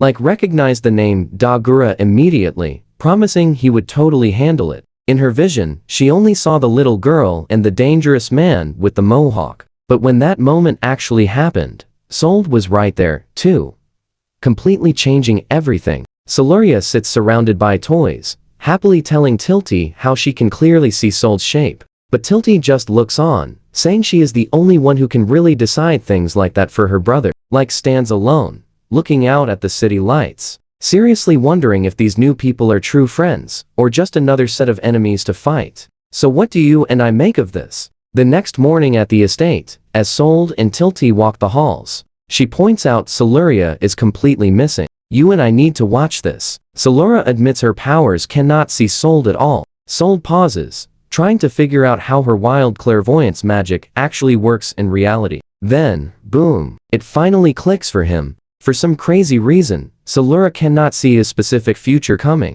Before he can even process that, a guard screams for the princess, making both kids jump in total shock. Sold asks what is wrong, and the guard absolutely panics. He says Lady Siluria is completely gone. An older guard looks terrified, telling Light that every single vassal is out there desperately searching for the missing princess. Right this second, Tilty yells for her brother, while Sold bravely steps up, promising Light that both of them will immediately help with the frantic search. Outside on the massive estate, guards are sprinting everywhere, shouting loudly as the search for Siluria gets incredibly intense. But high up, right on the edge of the roof, Siluria stands totally alone, thinking about how her future visions always guided her toward the right path before. Even though she looks incredibly nervous about what is happening next, she slowly inches her boot closer to the ledge, totally convinced this specific moment is something she was meant to do. Standing right there at the very peak of the mansion, she looks out over the fluffy clouds as the heavy wind picks up. Now pay attention. She suddenly jumps right off the edge, arms wide open, telling herself she will do whatever she can. As she plummets, she closes her eyes, looking totally at peace with the massive drop. But then, Sold appears out of thin air. He grabs her hand, stopping her fall right before things take a truly tragic turn. Sold screams her name as he grabs hold, looking terrified and asking what on earth she is doing. Soya just stares back with a blank, totally confused expression. She cannot understand why he is even standing there. She thinks about her vision, where she was falling through the sky entirely alone. Because in the future she saw, Sold was not anywhere around to rescue her. She tells him she was simply following her vision, which leaves Sold looking totally lost. She explains that in every single version of the future she has ever seen, taking that dangerous jump was the absolute only way to save her beloved brother. Sold is totally stunned, barely speaking. Meanwhile, down below and the guards are absolutely losing it, screaming at Sold to watch out because he is literally hanging right off the edge. Sold snaps right back, saying if anything happened to her, would be completely devastated. They stand there together on the roof. You feel that tension too, right? Sold looks incredibly frustrated while Siluria just stares off, doubling down and insisting she must ensure the correct future happens. Standing high up on that roof, Sold loudly yells out, demanding to know what she even means by a right future. He keeps pushing, asking if she truly believes that for some destined path, he is supposed to just sit back while the people he cares about fall into pure despair or face tragic endings. Soya stays totally silent. She just stands there crying as Sold loudly shouts that he is absolutely not going to accept a terrible fate like that, no matter what happens. He grabs her hand tight, declaring that the future is definitely not set. You build it yourself right now.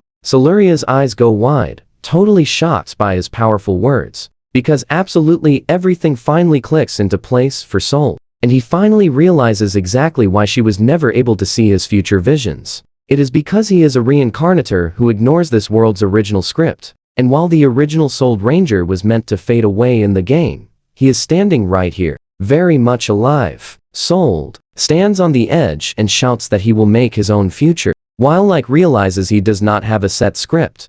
Finally spots them and loudly yells for Siluria, who quickly turns around and calls right back to her big brother. He rushes over, pulling her into a tight hug. looking totally relieved that she is finally safe and sound. Like looks down, calling her a fool for being so reckless, but he is clearly just super worried. Soya stays quiet, leaning into the warm hug, with tears still rolling down her emotional face. She finally finds her voice, telling her brother she is sorry for everything. Then, Like turns his attention toward the kid, telling Sold that he truly has his most sincere thanks. He honestly admits, he actually heard that entire conversation Sold had with Surya earlier. Like, totally agrees, saying the future really is something they must bravely create for themselves. In the present moment, he decides to make a massive move right then and there. He offers Sold an official spot serving the Hartman family, no longer just an apprentice. Sold looks up with pure excitement on his face as he reaches out to shake his hand.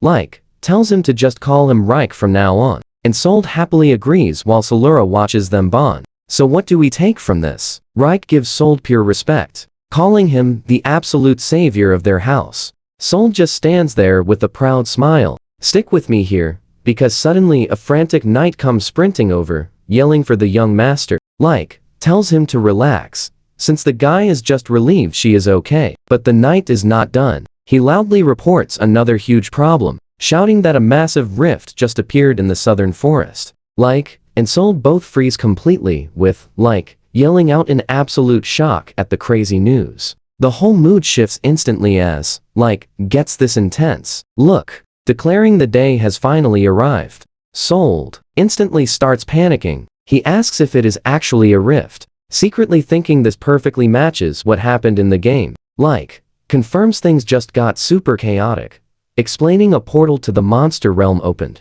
The sky literally splits wide open while the knight screams that an outbreak is surging from the dangerous magic dimension. It is a rift. Sold recognizes, staring at that huge crack in the sky. He realizes this is the perfect, epic chance to finally make his move. He remembers Frey explaining the magic dimension is a wild world of beasts and pure energy. The only place where magic ore grows strong enough to hold any powerful spell. Those ores are the exact magic stone Soul desperately wants because he knows securing that magic stone sword is the only way to gain the incredible kind of power that actually matters here. To him, grabbing a sword is the ultimate way to protect the people he loves. He is totally willing to do absolutely anything to secure a cheerful future for Tilty. Now watch closely, because that massive opening to the magic dimension stands there like a massive tear in the world. It is basically an entirely different realm, just overflowing with mana, the ultimate source of magical power, creating a totally unique and dangerous ecosystem that completely ignores all the normal rules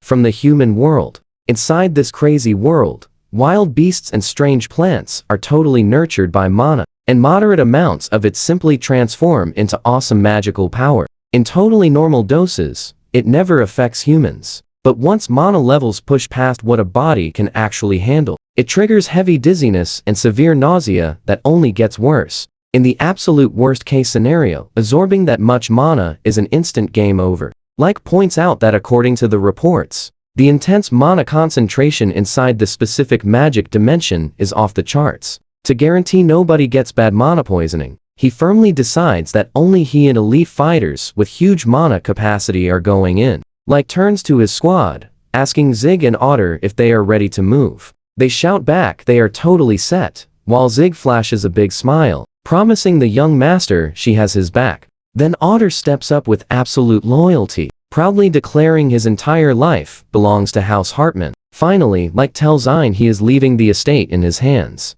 and the confident commander tells him not to worry at all. Sold quickly reviews the area stats, carefully checking out the magic power levels and the intense particle concentration. You know what this means, right? It perfectly matches the game's strict level 20 dungeon entry requirement. Because the concentration is insanely high, weaker people cannot even enter, making Sold realize exactly why a massive concentration actually matters so much here. He starts wondering if this wild place will be crazy dangerous. And right then, Like mentions he cannot possibly drag a young kid into an intense magic dimension like this. Sold completely loses it, convinced he is getting left behind. But Like quickly stops and says that is only what he normally says. Sold just stands there looking totally confused. So Like glances over at his elite team, warmly mentioning that Sold is definitely not like other kids. He proudly looks for some backup from the others. Zig immediately jumps in, happily reminding everyone how the kid dropped Dagra in one hit. While Otter agrees, his eye swordsmanship put out a staggering amount of power.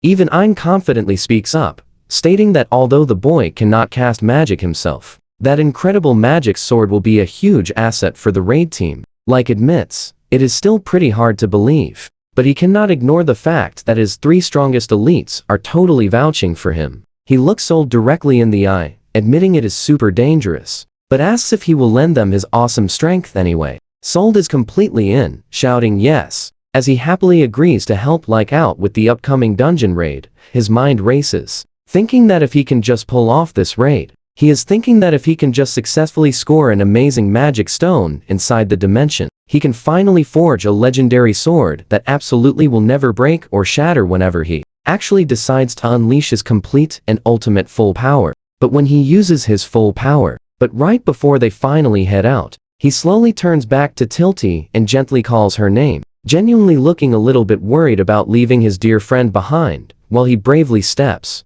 into the dangerous and unpredictable magic dimension to fight. She just warmly looks back at him, displaying this incredibly calm, reassuring, and wonderfully sweet smile, completely lighting up her entire gentle face. Maintaining that sweet smile on her face, Tilty softly tells him not to worry about her safety while he is gone on his epic mission, and her surprising confidence totally catches Sold completely off guard, leaving him feeling pleasantly amazed. She calmly reminds him Solura's crew will protect her, and trust me, you and I are going to love what happens next on this journey. Back to her. Alright, you and I are diving right in. Sold is totally hyped, shouting yes. Soluria flashes a peace sign, and Sold hugs Tilty, swearing he definitely will not lose his promise. With the entire squad watching them, Tilty smiles and tells him she is going to train hard while he's gone. The two of them just stand there for a quiet second, smiling and totally trusting one another. Finally, Tilty, Soluria, and like wave the group off as they head straight toward the magic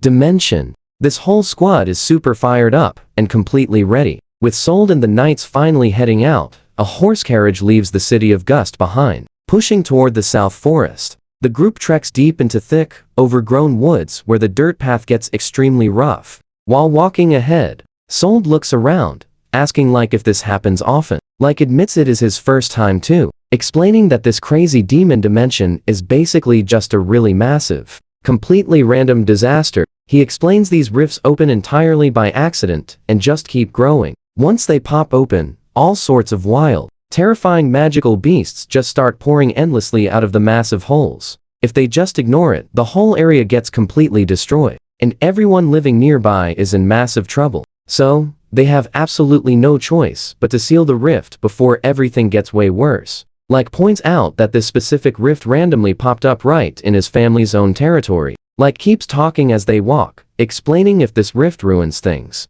his family takes all the blame. And obviously, the opposition is never letting that huge mistake slide. Sold asks if he means Walger Devip. Like confirms it. Now pay attention to this part. Walger is absolutely going to drag the Hartman name for endangering the town, just so he can claim they shouldn't be running Gust anymore. While passing a giant waterfall, Like mentions that even though these demon dimensions are extremely annoying, they actually have one massive perk, which is the insane amount of rare resources hidden inside. He means special plants, monster materials, and magic ores nobody can ever find in the human world. It is so profitable that shady nobles actually pray for these rifts to open, just to get super rich. But he adds that the crazy money only matters if you are actually strong enough to clear out the place. Right then, some guards spot them, yelling that they were waiting for it before leading the way. The group finally makes it to the massive rift, a jagged, wild tear hanging in the air, marking the true entrance to the demon dimension.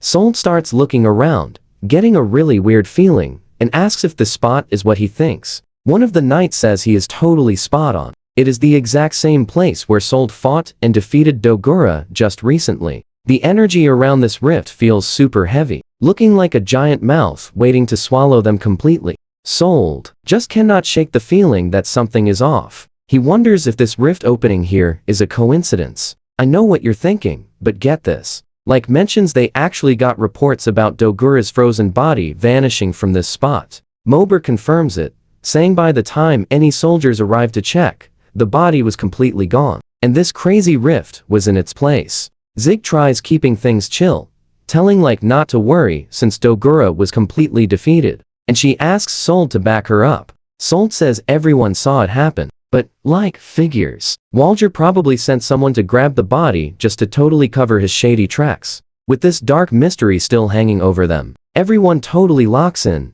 and Like gives the word for the team to finally head inside. Like shouts that it is finally time to conquer the demon dimension, and the whole crew lets out a massive cheer as they march right into the rift. Meanwhile, back at the mansion, Siluria asks Tilty about this dark power she mentioned, and Tilty explains that ever since she was a little kid, her magic would just act up whenever she felt super down. Her mom always called it the power of darkness, which honestly sounds super terrifying, since Tilty admits she cannot control it and usually just blacks out when it starts taking over. She looks away, saying she is totally convinced this weird power of hers just brings awful luck to everyone she actually gives a damn about. Siluria just watches her for a second, then gently tells her that power is not actually bad on its own. She says people are the ones deciding how it gets used. She totally gets it, because her own clairvoyance used to freak her out back in the day too. Turns out, Like was the one giving her that awesome advice when she was little, helping her deal with being so different. She finishes by saying any power can be evil if you act horribly, but used the right way, it can actually make people genuinely happy. Siluria wraps up her advice, telling Tilty that using her power the right way is exactly what brings true happiness. Tilty truly takes it to heart, asking if that is how it works, before warmly smiling and saying she finally gets it. She winks, thanking Siluria, promising her powers won't scare her anymore. That's where we leave it. Pretty amazing, right? Stick with me here. She's entirely determined to spread joy using dark magic, announcing special training immediately before moving straight into the battle. A completely bizarre war cry about pure happiness echoes out as they clash with plant monsters. Sold instantly leaps right into the absolute middle of the chaos, letting out a massive roar while swinging his blade in a huge arc that catches every single monster in its path. These creatures literally do not stand a chance, shrieking loudly as they get completely shredded by his devastating slash. Like just stands back and watches the pure madness, thinking to himself that Sold's skills are absolutely on another level. He figures that since Sold cannot use magic at all, he definitely poured every single ounce of effort into becoming a true master with the sword. Like keeps watching, Sold, absolutely stunned, wondering exactly how much crazy time this guy spent just training his blade to get this insanely good. But that epic moment is cut short when a winged beast drops from the sky with a deafening shriek, catching Like completely off guard. Zig jumps into action instantly, calling out her Aqua Lance spell. She sends a massive blast of water straight into the monster. It shrieks, getting knocked entirely backwards while she swiftly moves in for cover. She desperately yells over to Audrey for backup. He lets out a massive roar, entirely ready to bring his heavy hammer crashing down. Audrey fully triggers his rock hammer skill, slamming the earth so hard that giant jagged stone spikes violently tear right through the remaining monsters, permanently silencing their very final pathetic cries. Everything goes completely quiet for a second as thick dust and smoke from the magic attacks slowly begin to clear out. Audrey quickly checks in on Like to make sure he is alright. After Like promises he is totally fine, Audrey mentions the area finally seems entirely clear. Now watch closely. Like suddenly starts groaning, clutching his head, making Sold immediately realize something is terribly wrong. Sold, and the absolutely panicked knight scream his name as Like suddenly doubles completely over, hitting the cold ground hard. They quickly settle him down with some medicine, but Like just sits there looking deeply ashamed. He apologizes for being a family head who cannot handle simple magic sickness. Sold stands by him, asking why he is even trying to enter the dangerous demon dimension anyway, suggesting that as a leader, he definitely should not be pushing himself this far. Like looks down, agreeing it is true, but he feels he cannot just sit back, lazily giving orders while staying perfectly safe and protected behind everyone else. He tells Sold straight up that he never wanted to become that kind of cowardly leader. This genuinely leaves Soul looking pretty surprised by how much weight the guy is secretly carrying, especially since grew up watching his own father, a legendary man who always stood at the very front lines, fearlessly leading his people with the sword. It was not just the people inside the Hartman house who loved him either. The entire town would gather around just to catch a glimpse of him and loudly cheer his name. Everyone was naturally drawn to his father's incredible bravery, willing to follow him through anything while shouting for the family's long life. Admits with a sad smile that he admired the man more than anything in this entire world, and his only real goal was simply to grow up and be exactly like him. He was working tirelessly hard to become that inspiring leader, but then everything changed when his parents suddenly passed away in an accident, leaving him to carry the heavy weight of the family name entirely by himself. Explains that he tragically ended up taking over as the main family head when he was still just a little kid, trying his absolute best to act tough back then. But looking at the harsh reality, he knows he was only getting by because everyone else around him was constantly saving him. Even the house staff had to prop him up constantly, and it was not just them. He admits he was even being protected by his own little sister, Salura. We all feel his pain here. He realizes he was always stuck hiding in the back line while everyone else bravely stood in front to keep him safe, leaving him clenching his fists in absolute frustration. He honestly tells Soul how pathetic he felt, and that he just could never forgive himself for being that way. Sits heavily on his gear, head buried in his trembling hands, looking completely defeated while Soul just stands quietly watching him. He admits that even though he was stubborn enough to travel into the harsh demon dimension, he still ended up feeling completely useless because of this awful magic sickness. He's beginning to believe he will never be strong like his father was. But Soul speaks up, strongly, telling him that is not true at all. Looks over, genuinely surprised to hear him jump in like that. Soul tells him everyone is weak sometimes, especially someone exactly like himself, who cannot even use a single drop of magic. He looks down, sadly, admitting he often feels like a completely worthless character with no real purpose other than being someone who constantly needs protection. Soul tells he has to truly believe that change is possible, loudly shouting for him to master the sword. And it all basically comes down to having a heart that believes. Just like when Soul's dad used to proudly watch him train in the rain. Soul tightly grips his blade with a confident look, knowing the strong mindset is exactly what keeps him going. Nearby. So what do you and I take from this? Soria prays quietly while Tilty watches the moment unfold. Thinks over the powerful word believe, finally telling Soul he completely understands what he is saying. Stick with me here. Soul explains that true strength comes from deep desire, working only if you fully believe. Totally appreciates the amazing advice and decides to try. He is finally ready to start believing that even a guy like him holds the absolute potential to become incredibly strong. He just wants to become someone people can genuinely be proud of, just like his dad, bringing a huge smile to Soul's face. Right then, Zig and Audrey come dashing back to the squad. Immediately calls out, asking how things turned out over on their side.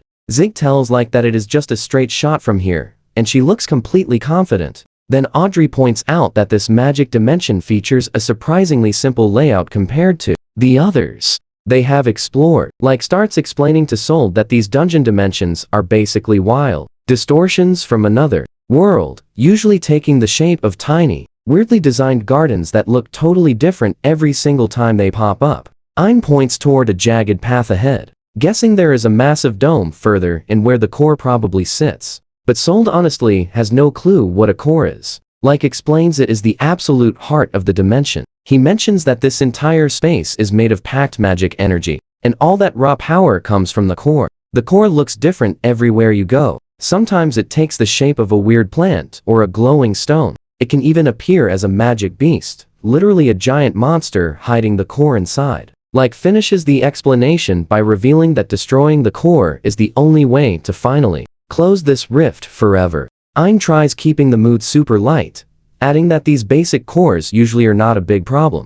Tells the squad to keep moving forward, with Soul following along, but stays completely serious, warning the crew to never drop their guard, specifically telling Soul to stay totally sharp. Now pay attention here. Soul gets a really bad feeling, because in his old games, High magic density always meant extreme trouble, and this core's level is absolutely insane. The entire place is a wild mess of swirling white energy and jagged edges as they push much deeper into the distortion, reaching a massive open zone where the squad looks like tiny specks against the rift's absolutely huge walls. Audrey glances around the completely empty space, quickly pointing out that there is absolutely zero sign of a core anywhere. Like agrees, noting the total lack of any magic beasts around, but Sold senses something totally wrong, his eyes going super wide as he realizes the real threat is coming from a completely different direction. He suddenly screams for everyone to look up.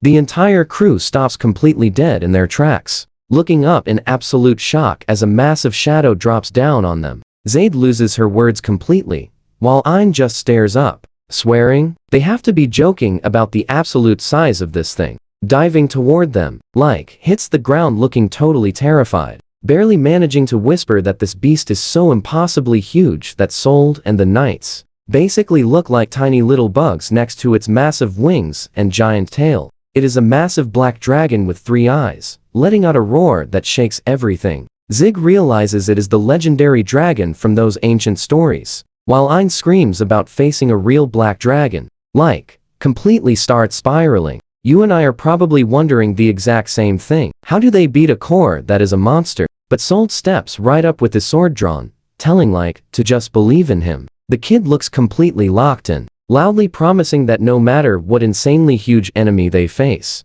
they are absolutely going to win. His fearless voice echoes through the dark cavern, boldly telling the entire squad they are not losing. Sold levels his glowing blade, dropping into a perfect stance, looking ready for anything. Zig tells like, that the kid is completely right. Ayn fully backs him up, shouting that if this dragon is the core, they just have to fight. The massive black dragon firmly stands its ground, unleashing a terrifying roar that rattles the entire cave. Someone desperately tries telling the beast to wait, but this thing is clearly not interested in talking. It opens its huge mouth and floods the whole place with a massive wave of dark flames. Sold and the brave knights stand together against the extreme heat. They are completely stuck as the fire closes in quickly. Suddenly, a voice shouts for a water wall to block the blast, and a huge magical splash hits the flames. Sold screams out to Zig, who is actively holding the shield, completely stunned by how incredibly strong these flames are.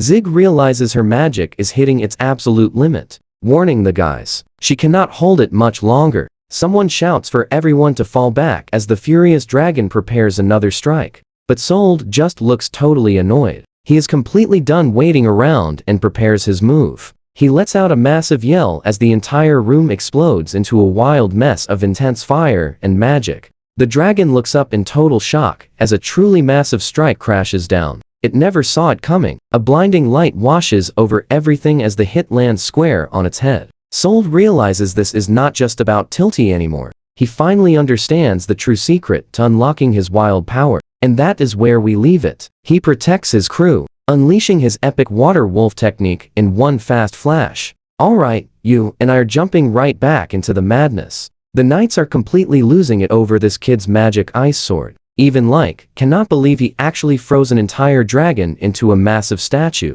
Like, just stands there, staring at Soul and realizing this kid's power is absolutely insane. He starts getting into his own head, admitting his body was way too terrified to move. Like grips his fist until it violently shakes. He feels entirely pathetic for being the only one to freeze up in fear. But Sold suddenly yells that they are not done yet, raising his guard for round 2. Sold glares at the massive ice block, wondering if that black dragon is still breathing. Right on cue, the massive beast shatters the ice into a million pieces. It stands tall and unleashes an earth-shattering roar. The terrifying sound fills the air, flashing rows of razor-sharp teeth as the massive beast fully wakes back up. The huge dragon narrows its eyes and glares at them, violently shaking its head to finally clear off the very last bits of frost. Seeing the beast ready to strike, a knight immediately calls for a rock wall. A giant stone barrier slams down into place, keeping the whole group safely hidden for now. Audrey mentions they can stay out of sight for a minute, but admits to Light that they stand absolutely zero chance of actually winning. Sold refuses to give up, though. He claims they simply need to find the dragon's weak point, completely catching Like off guard. Sold confidently claims he knows exactly what to do. Watch closely here. He remembers this nightmare beast from the game world. And there is only one specific spot they must target. The reverse scale. He explains that normal attacks will not even scratch its heavy armor, which is exactly why they always lost to it before. Soul points out that striking the reverse scale on the dragon's throat is the absolute key. It is the only way to deal enough damage to win. Instantly realizes what that means and starts worrying about getting close enough. Dodging those massive flames to reach it is going to be a complete nightmare. The entire group stays low behind the rocks while Ein turns to Soul, asking if they can actually count on him to pull this off. Audrey loudly reminds him that he must land one absolutely perfect heavy strike directly onto that tiny weak spot. Zig promises they will give him full support, and Audrey adds that the brave knights will play decoy, so Sold gets the perfect opening he desperately needs. Sold completely agrees to the plan, but stares down at his weapon, bringing up one major problem. His regular sword might not hold up. Zig offers her blade instead, but since normal swords shatter whenever he uses a high-level move, Sold knows they only get one single shot. He promises to make it count, but right as he gets ready to sprint, suddenly yells for everyone to wait. Everyone freezes and immediately looks over at him, standing right in the middle of the dangerous cave, with the massive dragon still looming nearby, looks them in the eye with total seriousness. He loudly declares he wants to fight too. The knights are completely floored by this request, yelling out in total and absolute disbelief. They frantically try to talk him out of it, loudly saying there is absolutely no way he should be putting himself in that kind of extreme danger. Audrey is especially terrified of what might happen if the young master gets badly hurt.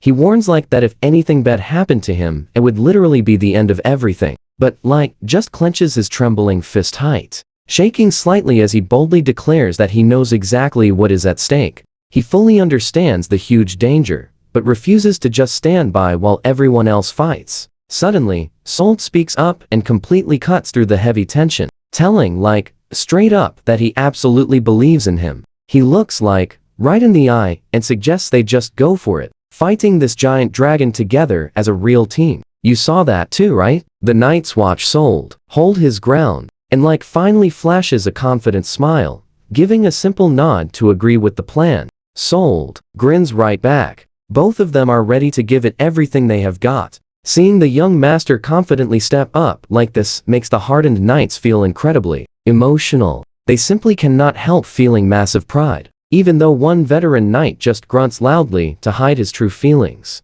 He tries to stay totally focused on the mission, but then everything instantly goes south in a split second. Someone loudly screams for them to look out. Audrey suddenly shoves Sold and out of the way as the massive dragon crashes down, its giant jaws snapping fiercely.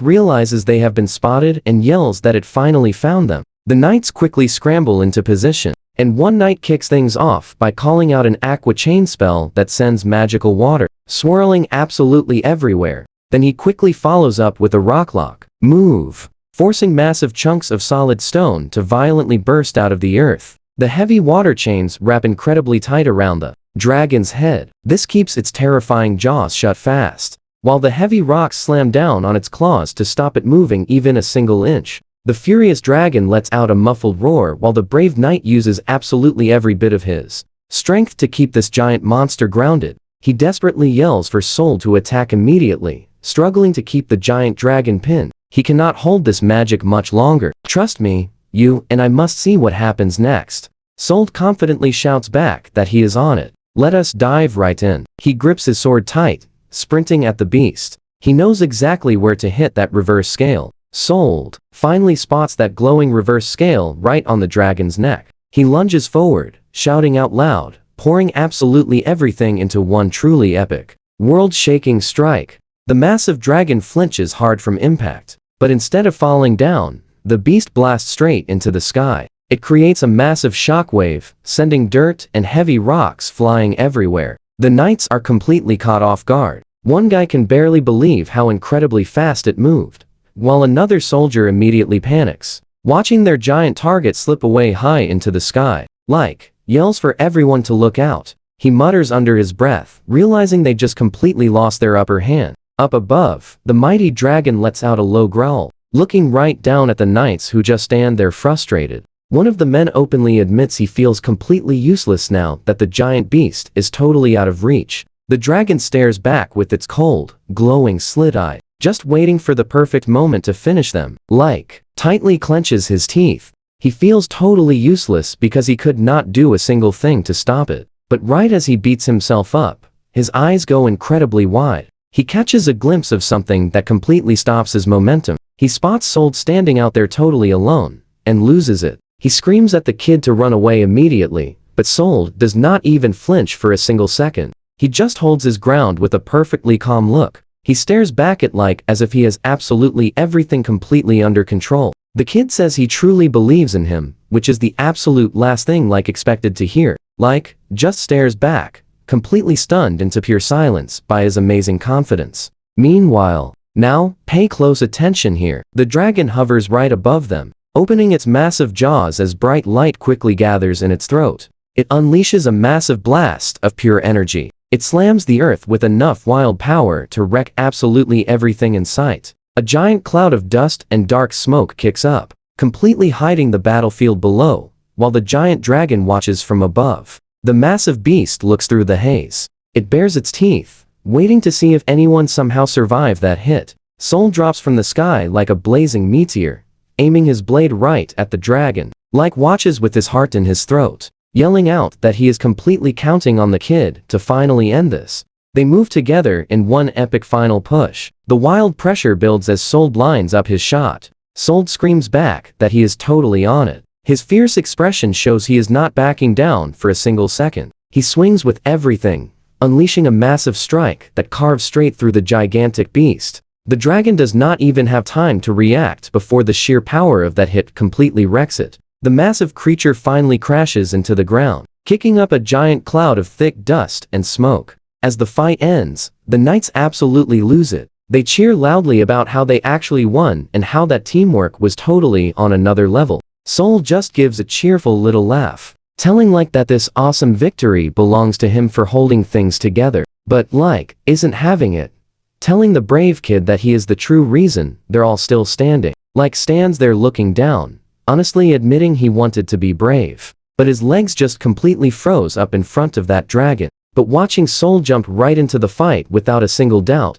gave him the exact courage he needed. He tells the kid that seeing him stand fearlessly before such a terrifying monster was exactly the kind of hero he always looked up to. And as he thanks him, Soul just brightly blushes from all that sweet praise. The joyful knights laugh it off, saying a broken sword is a really tiny price for defeating a dragon. Like even offers up his own shiny blade since the monster is finally down for good. So, they confidently start heading out. We both felt that chill, right? Soul stops, looking back. And he is right, the dragon's eyes just snap wide open, glaring again. Dark, mysterious energy pulses through its scales, looking way worse now. Soul loses it, wondering how it is still moving when he aimed right for its weak point. He quickly realizes he totally underestimated this terrifying black dragon. He instantly knows this is about as bad as it gets. So, as intense flames close in, his panicked mind starts racing with a million different thoughts.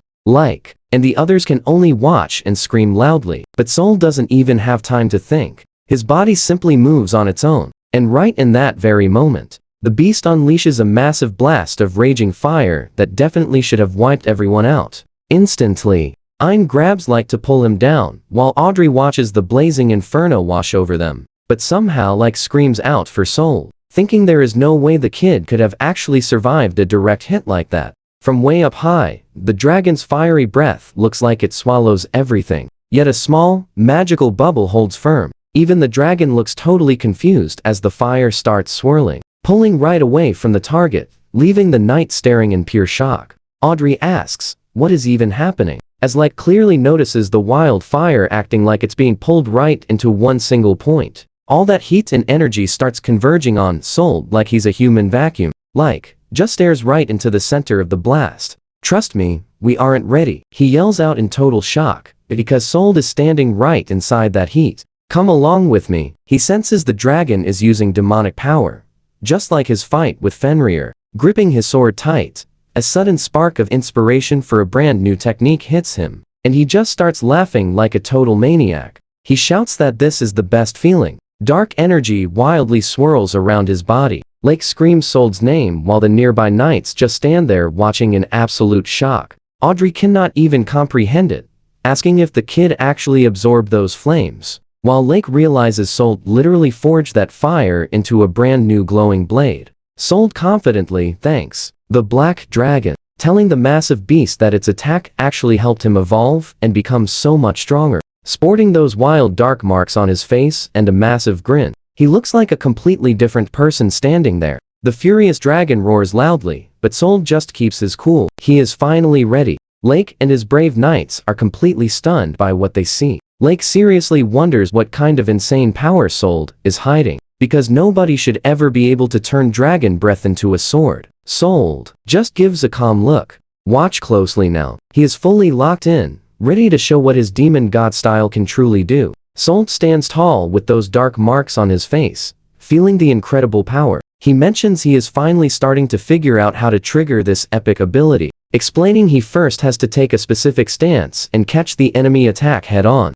But as he thinks about it, he realizes simply taking a hit is not enough to make the technique work. There is a deeper mental side to it, since he must have the overwhelming drive to protect himself and everyone he cares about. Holding his ground, the furious dragon unleashes another massive blast of energy right at him. The entire area suddenly erupts into a massive explosion, creating an incredibly blinding flash. Lake completely loses it and screams Sold's name, honestly thinking the brave kid just got vaporized. But Sold remains completely focused. He realizes there is even more to this power. Feeling the demon god style living deep inside his body, he calls the epic move Ice Wolf Flash. He explains the sword now carries an ice blade that freezes anything it touches. The sword wields the freezing ice, but his own body holds the fierce instinct that actually hunts down his prey. Sold feels a brand new power. Waking up, thinking about what actually dwells inside his mysterious sword. It is like he holds the blazing speed of a wolf inside his body. His eyes go incredibly sharp as he gets fully ready to swoop down from the sky and strike.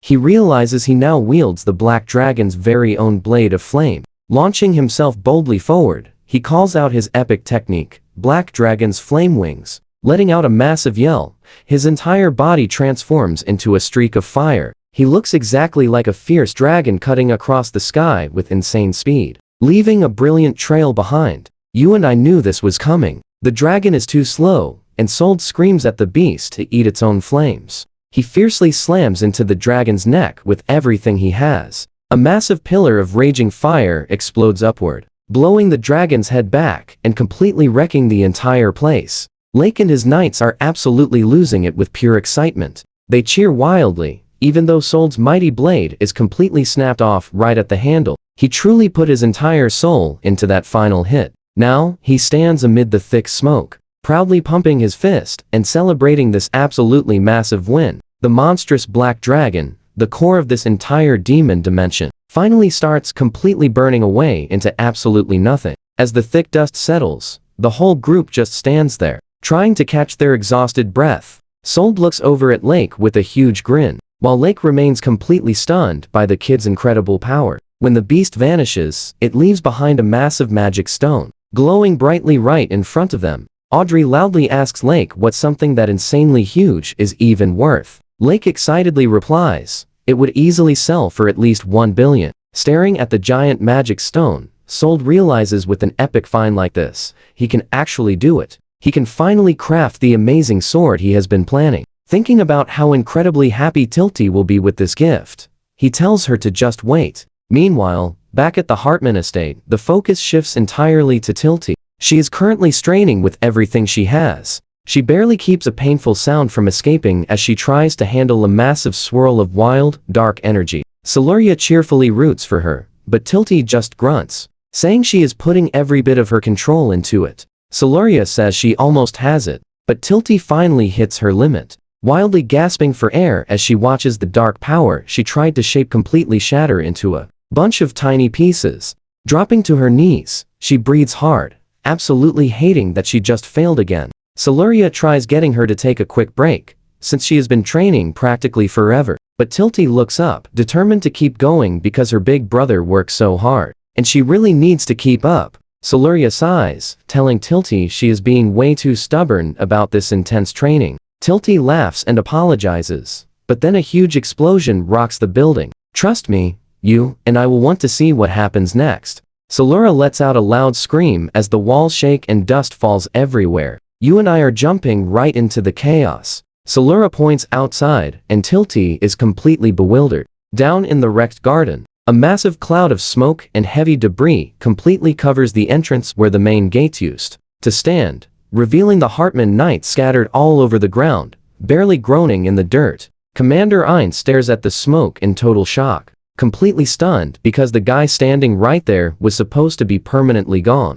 It's Dogora, and he looks like an absolute monster, casually walking right through the flames, his hand glowing intensely with heat. He wears this incredibly creepy grin as he scans the entire estate, demanding to know exactly where his target is hiding. Dogora calls someone a total brat, yelling that he's definitely going to destroy them for good this time. Then he reaches out with his scorched hand to grab a guard, showing off a bizarre bracelet completely covered in eyeballs. Tilty's brother stands in a barren wasteland, looking at Dogora's frozen body and telling him it's time to wake up. He says he's about to hand him a very special gift. Dogora's face is locked in a silent scream behind the solid ice, reaching out as the brother says he'll use the power of darkness to fight against the darkness itself. And then that super creepy eyeball bracelet latches right onto Dogora's wrist. Dogora groans as he hits the ground, and Tilty's brother asks if he's finally back among the living as he stares up at his savior. Dogora calls him master, while sternly being warned that this is his absolute last chance,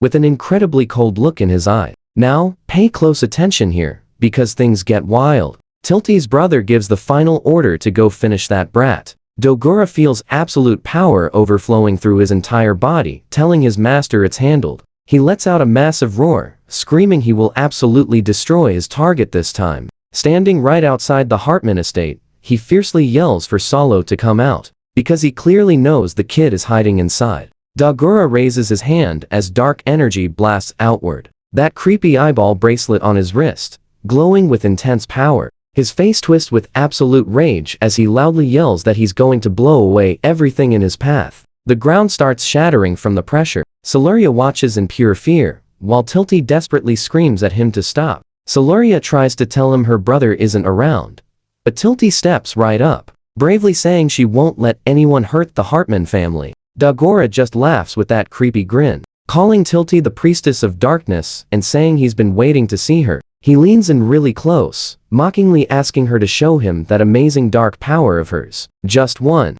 more time. Tilty tells Surya to stay back, saying she's sorry they're in this huge mess, but the younger girl says not to apologize. Soluria explains that her visions brought Tilty to the mansion through destiny, but everything is totally different now. This catches Tilty completely off guard with how incredibly serious she's acting. Looking Tilty right in the eyes, Soluria bravely promises to protect her, proudly declaring she's choosing her own destiny from now on. Tilty looks at the young girl, totally amazed as she sees the kid's newfound resolve. But over on the other side of the broken ground, Dogora just starts laughing wildly at the idea of her protecting anyone. The guy totally loses his patience, yelling for them to shut their mouths as he forcefully swings his arm to strike. Tilty reacts incredibly fast and summons her airwall, surrounding them both in a powerful, swirling shield of wind. We both know she won't just block. She sends that massive air vortex slamming right back into Dogora. Dagora's face twists with pure rage, angrily telling the brat not to underestimate him. He unleashes a massive explosion of dark energy that completely wrecks the entire area, making Soluria scream. Tilty ends up face down in the dirt, groaning in pain as Soluria panics. But Dogora is already there, easily reaching through the thick smoke to grab Soluria by the collar. Like it's absolutely nothing, he leans in with an extremely creepy grin, telling the priestess it's finally time to hand over all that dark power. Dogora keeps a tight grip on Tilty, loudly yelling at her to finally hand over that ultimate power. But Soluria screams for her to stop, while Dogora threatens to destroy every single one of them if he doesn't get exactly what he wants. The guy just stands there laughing, as a completely massive wave of dark energy starts swirling around the area. He's totally losing it, drooling and completely obsessed with the intense feeling of that dark power finally showing up. Soya ends up perfectly trapped right in the middle of the surge, desperately crying out Tilty's name from the center of chaos. Tilty looks over, seeing a beautiful vision of her mom, warmly telling her everything will be okay. This gives Tilty the exact push she needs. And even with tears in her eyes, she bravely tells herself she can handle this. Siluria looks up in total shock, staring at Tilty as the atmosphere shifts. Tilty stands her ground, boldly declaring she isn't scared of the dark anymore, because she is going to be the one fully in control. The dark energy eagerly responds to her, spiking up from the ground in huge, sharp waves around Siluria. Crazy, right? Tilty is overwhelmed as painful and sad voices completely flood her mind. Let's dive right into this crazy moment. She feels completely overwhelmed, finally unleashing a massive scream, clutching her head right inside that surging dark energy. Siluria sprints over, desperately shouting her name. Meanwhile, Tilty drops straight to her knees, barely holding on as her mind genuinely feels like it's completely shattering. Even so, she bravely manages to tell Siluria she's fine. It turns out this shadowy magic is reacting straight to all those negative emotions Tilty is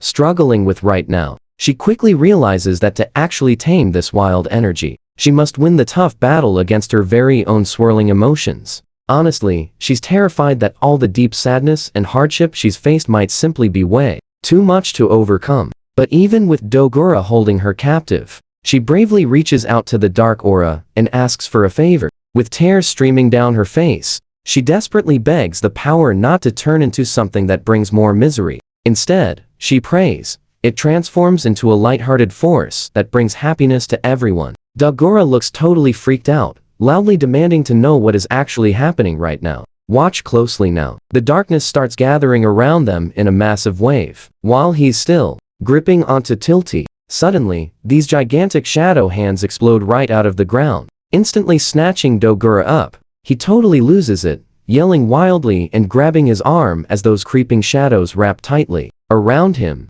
Tilty firmly stands her ground, shouting at the shadows that they absolutely must listen to her command. Then she just lets it rip, blasting Dogura backwards with an incredible energetic surge that makes him howl. Soria just sits right there on the ground, completely stunned by what she is seeing. But a proud little smile crosses her face, and she quietly whispers that Tilty actually managed to overcome it. Watching Tilty stand tall against the shadowy force, Sora realizes she is fully controlling the darkness. Tilty brings her hands together with a look of pure focus, boldly declaring she's way stronger than this sorrow. Dogura is entirely trapped in the shadow's firm grip and starts panicking, loudly yelling for the magic to release him. Tilty refuses to back down, ordering the shadows to trap him while pouring her entire spirit into the spell. Meanwhile, watching this whole incredible scene through a magic crystal ball, a mysterious guy finds this epic display totally impressive. The masked man stands there, noting this is definitely the true strength of the priestess of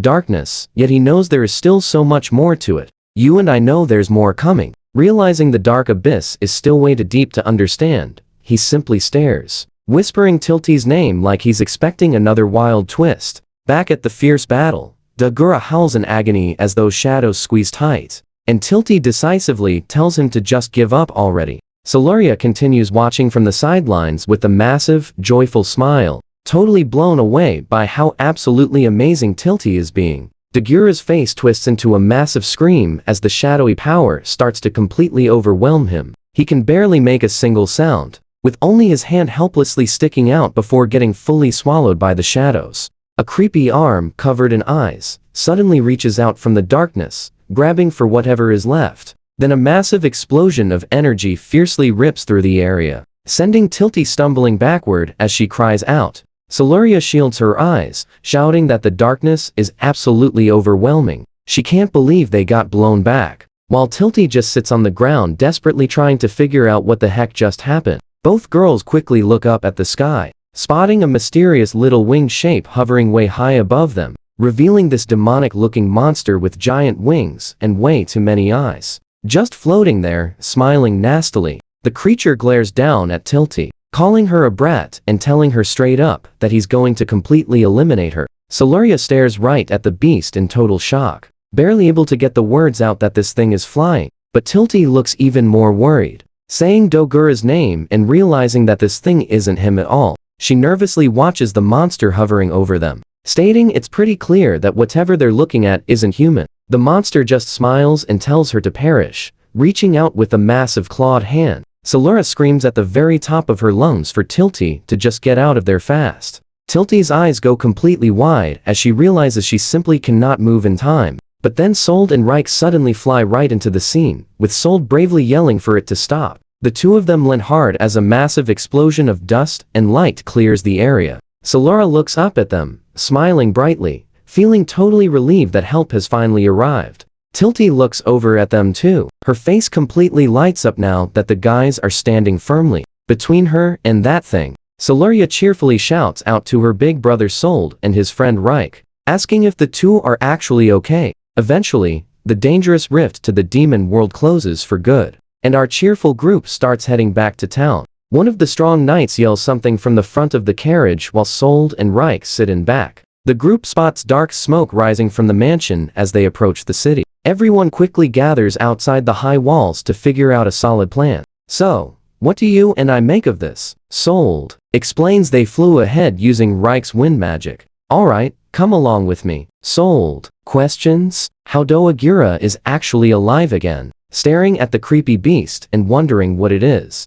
Then Salura grabs her brother, urgently telling him that Dogura had been wearing a super mysterious bracelet earlier. She explains that right when the thing began glowing so weirdly, Dogura fully transformed into that monster. Sold remembers this item from the game, questioning if it is actually cursed. Turns out, it is a dark artifact that literally changes any normal person into a complete demon. Everyone gets completely shocked when a raspy voice starts laughing, mocking Sold as a little brat for finally deciding to show up. Standing right there in the dust, the beast just keeps repeating over and over that it will destroy Sold completely. Dogura screams for everyone to fall, firing a massive wave of dark energy, while Like loudly yells for all of them to dodge it. Sold grabs Salura to pull her aside, and the monster just stands there, admiring the destruction as his intense power brightly lights up the entire area. Everyone stops in their tracks, staring at the huge dust cloud from the impact. But the sheer force of that blast totally wrecks the courtyard, sending rocks flying absolutely everywhere. Like cannot believe his mansion is getting wrecked, while Tilty is totally stunned by the insane amount of magic power pouring off this guy. Salura calls for her brother, and Sold clenches his fist. He is stuck, wishing he actually had a sword to fight back with. Now watch this closely. A hand suddenly reaches out, offering Sold a sword, catching everyone completely by surprise. They all scream for Ein, standing there covered in heavy wounds. He barely holds on while asking Like and Salura to forgive him. Like and Sold shout his name one final time just as the old man finally loses his strength and completely collapses right there. Sold grips the handle, thinking things would be different if he had just finished the job earlier. Like loudly yells to focus on the injured, but Salura can only stare at Sold in pure shock as he finally steps up. Sold bravely tells them he is handling this fight alone, and Salura quietly watches her big brother walk straight toward the monster. Salura tries to stay positive, reassuring Tilty that everything is going to be alright, and this whole nightmare will be over very soon. Sold tells Dogura he's about to show him real power, as his blade suddenly starts glowing with intense heat. He unleashes the flames of the legendary Black Dragon, swinging his sword in a massive arc of fire. Tilty is absolutely floored by that blazing blade. She wonders if she is witnessing a brand new ultimate technique. The monster absolutely loses it and frantically screams about the blazing sword. He is clearly feeling the intense pressure from the massive heat. Dogura dives in, yelling for Sold to fall, but the kid just lets out a roar and charges right back at him. The two collide in an epic explosion of fire and dark energy, completely tearing up the air. The huge beast claw collides with Sold's powerful strike in a sudden, sharp burst. A giant wave of energy explodes outward, instantly filling the whole courtyard. Dogura gets violently blasted back by the sheer force,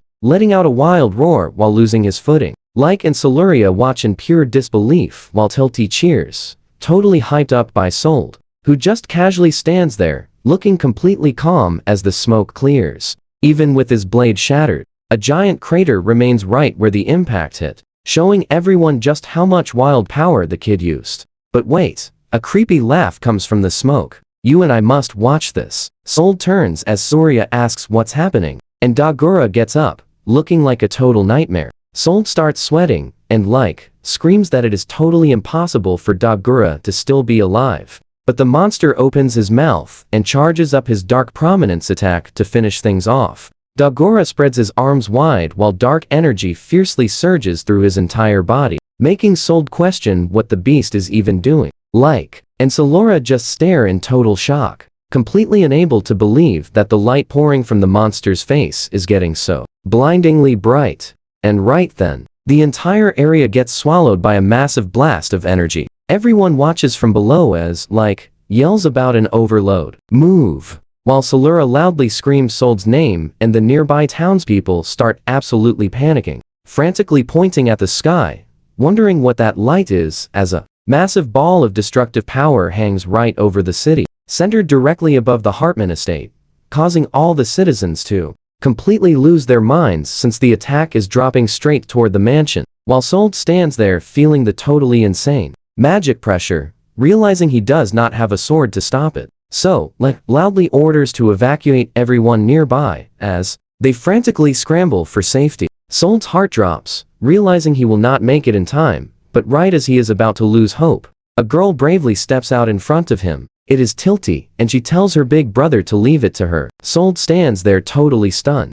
calling out her name. She tells him to just believe in her, yelling loudly as she unleashes all of this crazy, powerful dark energy. Sold cannot believe she is actually controlling it, wondering if she finally found a strength that will not lose to the dark. Are you seeing this? She's holding back massive power above the house. Ready for this? She grunts, feeling the force might blow her away. The whole area violently rumbles and shakes from the pressure. Tilty puts absolutely everything into one final push, screaming for the dark energy to blast every single piece of the enemy completely away. Bam! The windlock triggers, trapping everything inside a massive vortex. The monster gets caught totally off guard, making a bizarre noise as swirling air shreds its attack while it just stares in absolute pure shock, screaming out loud about what is even happening to it right now. Solaria looks up, eyes completely wide open. She seriously cannot believe this massive wave of wind magic suddenly filling the entire sky.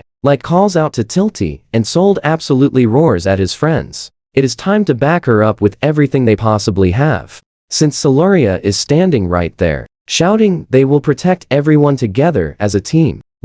Totally loses it, screaming they are absolutely saving the Hartman family and this whole town from getting completely wrecked. The monster groans in pure agony as wind pressure brutally crushes its hand, cursing them all as a bunch of annoying brats. But Tilty just sets her jaw tight. She absolutely refuses to lose, completely focused on making sure everyone finally gets to be happy. The beast starts falling apart as wind magic completely shreds its body. It lets out a few final sounds right before the giant vortex just swallows the entire area. Watch this part. The insane pressure is too much, tearing the monster's massive hand off. The three heroes stand together, channeling every last drop of their magic. As the dust finally settles, lets out a massive sigh of relief, and says they actually won. Solaria happily agrees right away, as they all stand proudly by the house, totally cheering about their huge win. Tilty is so incredibly hyped, she runs straight at Soul, shouting she did it while calling him big brother, but Soul just stands there with a blank face,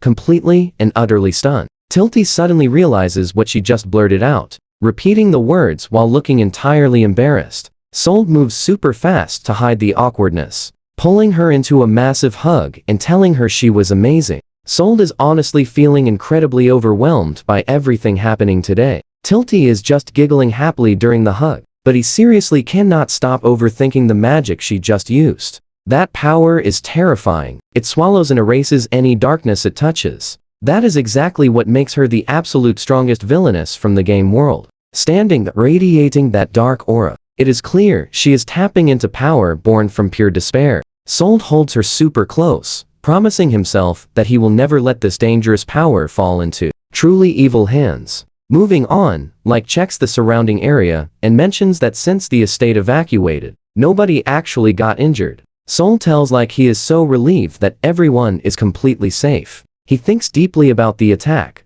asking if Dogora was sent specifically on Waller's orders, but Lake seriously doubts it. He admits Walger might be a fool, but he is not stupid enough to be this forceful. The guy's real goal is eventually controlling the entire town. Lake looks incredibly stressed, explaining that if the townsfolk found out Walger eliminated them, he would face absolute, total condemnation. So, he thinks there is a 90% chance this was just Dogora on a personal rampage. We all saw this coming, right? He remembers Dogora acting like a total monster, obsessed with destroying Sold chimes in, saying that cursed tool Siluria mentioned definitely triggered this entire wild rampage. Frey and Siluria watches like reacts with absolute total shock, repeating the phrase cursed tool like he cannot believe it. Sold goes on to explain it as a cursed piece of gear, granting whoever wears it some absolutely crazy demonic power. He immediately thinks back to his game knowledge, noting it is a super rare item,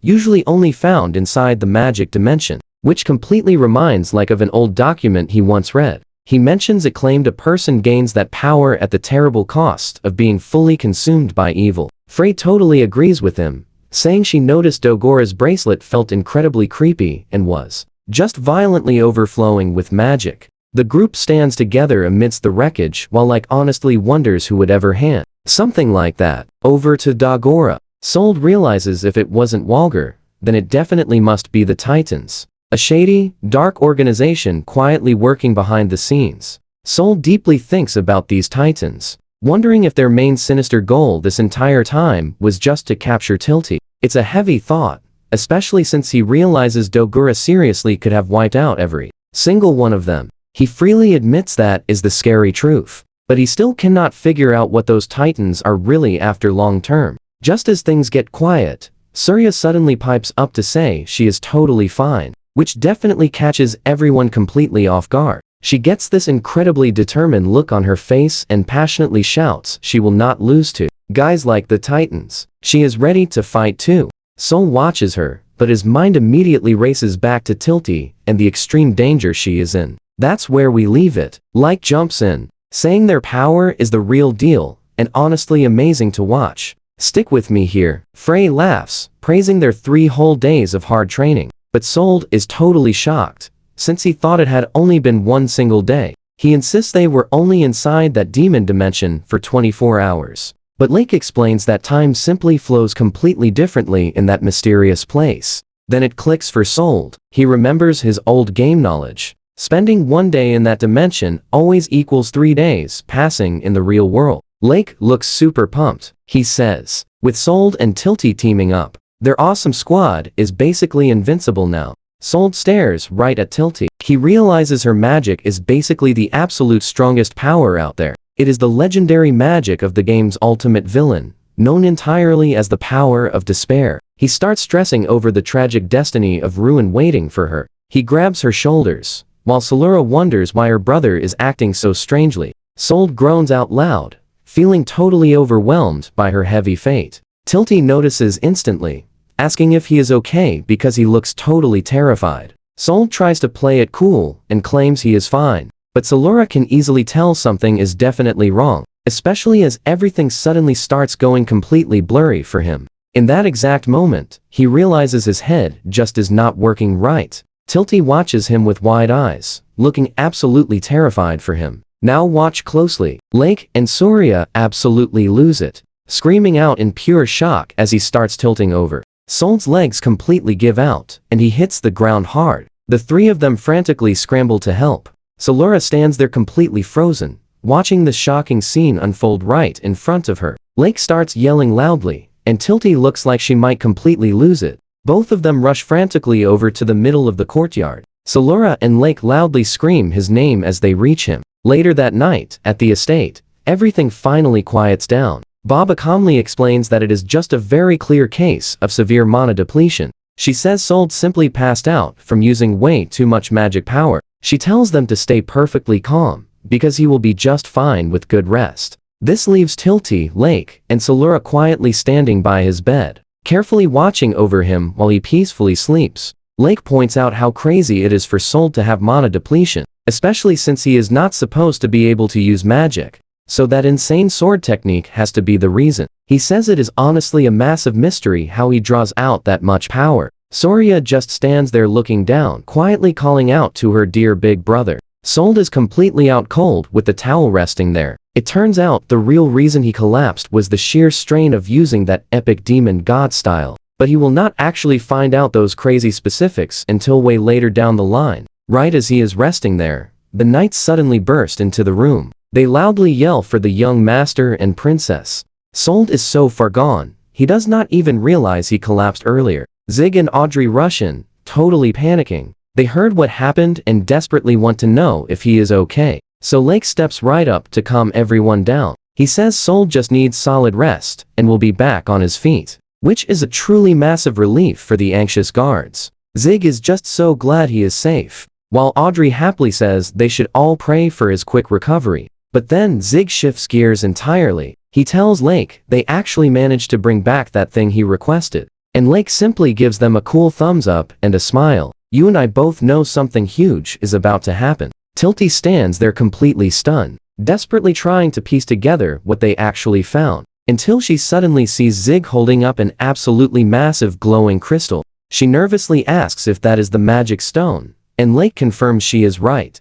Audrey and Zig excitedly show off the loot, explaining how they successfully secured that magic stone after the black dragon fell. Turns out this epic item is a massive payday valued at no less than 1 billion, so Lake happily decides to use that wild fortune to pay for all the city repairs, since the stone is officially his. Tilty is just standing there, entirely speechless, trying hard to wrap her head around the sheer scale of it all. Finally, she snaps out of it and tells Lake she actually has a big request to make. The knights are caught completely off guard by her sudden seriousness. Zig looks super surprised, and even Lake simply blinks in confusion, wondering what Tilty could possibly be asking for right now. Tilty just stares straight ahead with pure, fiery determination glowing in her eyes. Moving on, the rest of the sleepy town rests under the beautiful starry sky. But over at the forge, Frey is still wide awake, actively hammering away at her anvil. Frey suddenly stops her work and lifts her goggles,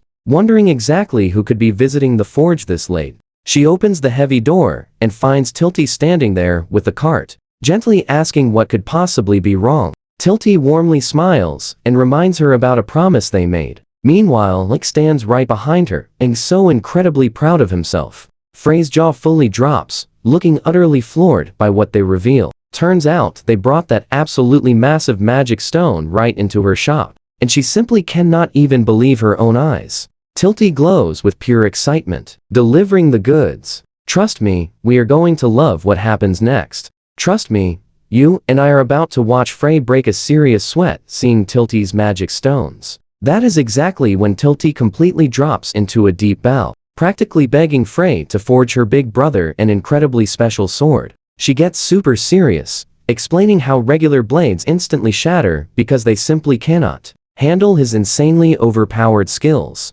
And even when his equipment totally fails him, he still fights with absolute dedication just to keep everybody safe. Tilty just keeps pouring her entire heart out while bowing, saying he will fight until he simply drops. But she knows if he finally held a true magic stone sword, he could truly fight without holding a single thing back. She fully acknowledges that begging for something this crazy expensive is huge. Yet she desperately keeps begging Frey while the rest of the crew simply stands there watching her give absolutely everything to support her beloved brother. Someone looks pretty down, mentioning that Tilty's ruined mansion still needs a ridiculous amount of money to finally get properly fixed up again. But Lake gets this absolute spark in his eyes, confidently declaring that in the end, it is all just about the money. Audrey quickly chimes in too, reminding everybody that Sold's awesome sword has already rescued countless lives, theirs included. Then, Solaria happily adds, there is zero doubt he will absolutely rescue even more people later.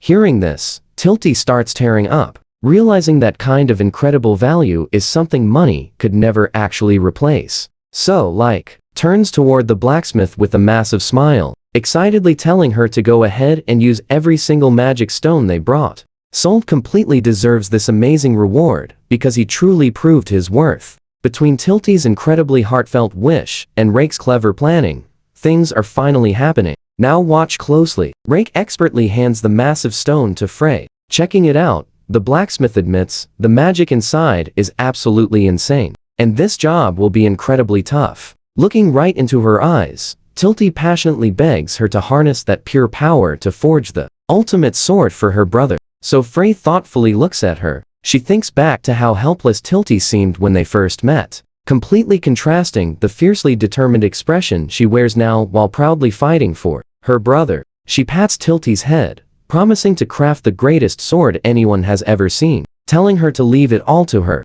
But, she jokingly adds, Tilty must tell Sold to stop sleeping his life away. Tilty flashes a huge, cheerful smile, and gratefully thanks her for absolutely everything. Looking back on it, Tilty has seriously grown so much stronger while nobody was even paying attention. By the very next morning, the entire town excitedly gathers up to hear the massive news. Like stands proudly on stage beside Salura, announcing that the villain Dagora attacked them yesterday. But everyone can finally rest easy right now. He shouts at the top of his lungs that he completely defeated Dagora, making sure every single person in the entire crowd hears. The entire crowd absolutely loses their minds, cheering and praying with pure relief that the villain is finally gone. They enthusiastically chant for Like and Salura, celebrating this incredible victory like it is the absolute greatest thing to ever happen. Everybody is screaming that Like is a total hero, wishing the Hartman family endless prosperity, while Salura simply stands there happily soaking it all in.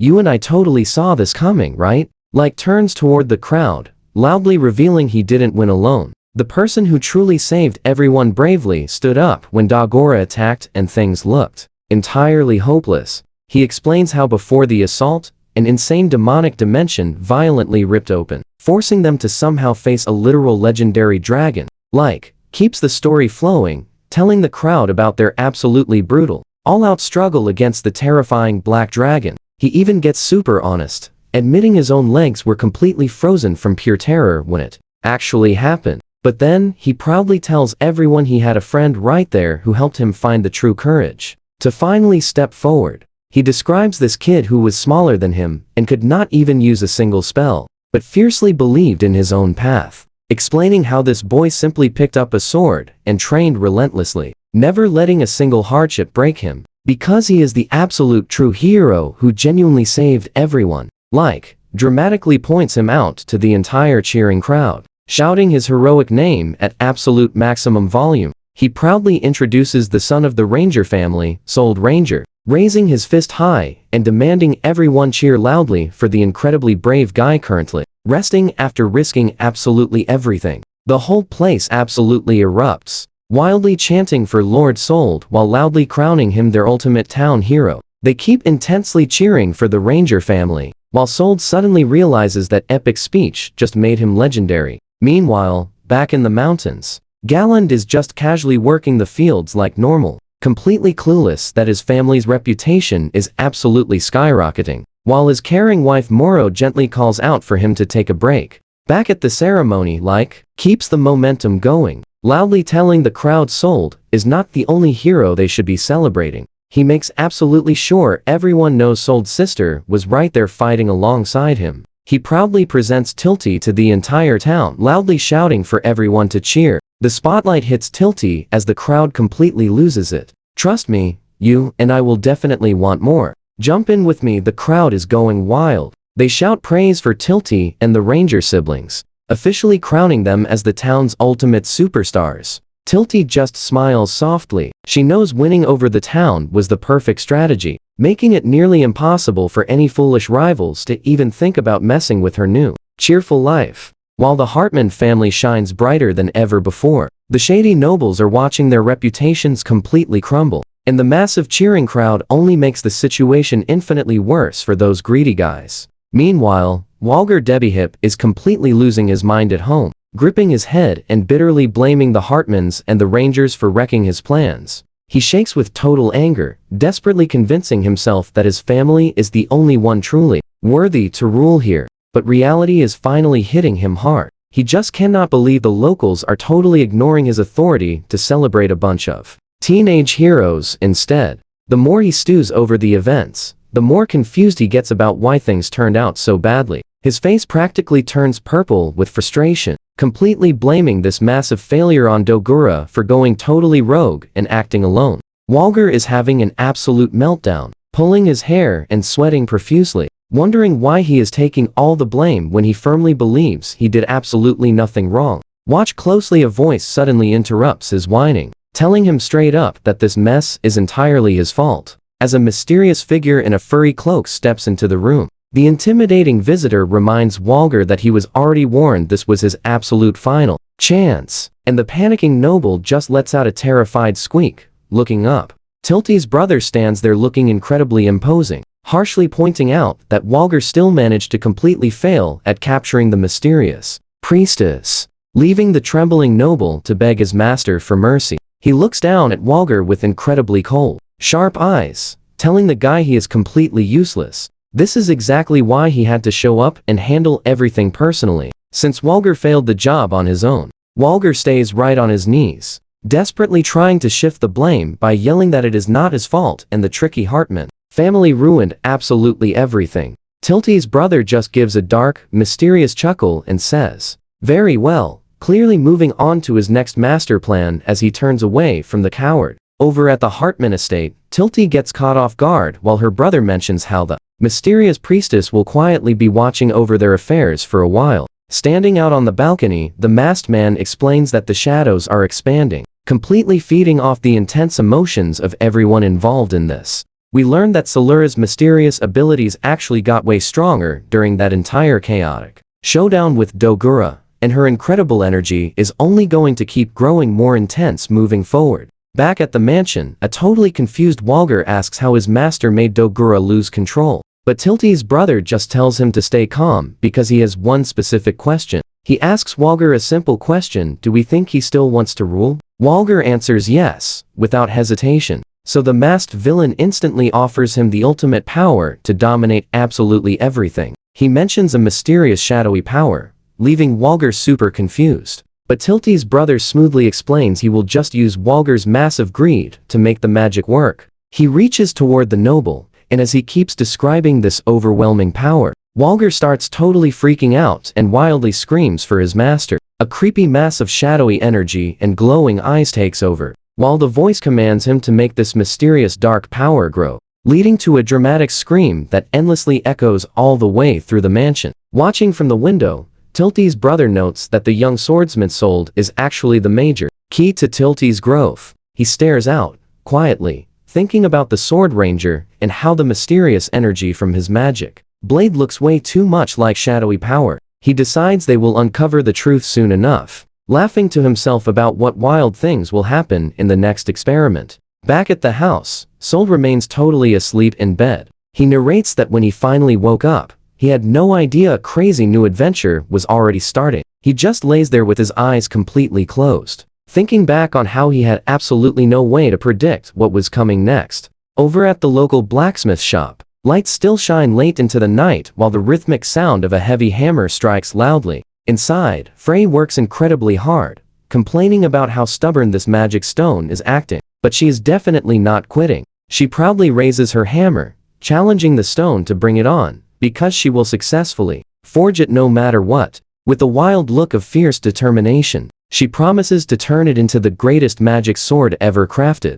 While Sol sleeps peacefully, Frey's voice echoes her promise for him to just wait and see what she creates. It has been 3 days since they stopped Dogura. Meanwhile, Tilty and Salura stand there looking pretty serious about everything. Inside the quiet room, Salura tries staying completely positive, telling Tilty that her big brother will definitely get better soon. Tilty agrees, and honestly, you and I are just super excited to see what happens when he wakes up. Let's dive into this wild mystery together. Sol was actually fast asleep the whole time, totally unaware a huge new threat was already creeping up on them. Suddenly, Zig bursts right into the room, shouting out loud that the young master needs both of them right away. Salura asks what is going on with her brother, but Zig simply shouts they have returned. Outside, the entire town is pure chaos. People are running for safety while massive fires start breaking out everywhere. The terrified locals are screaming about fiends invading, and there are simply way too many for them to fight.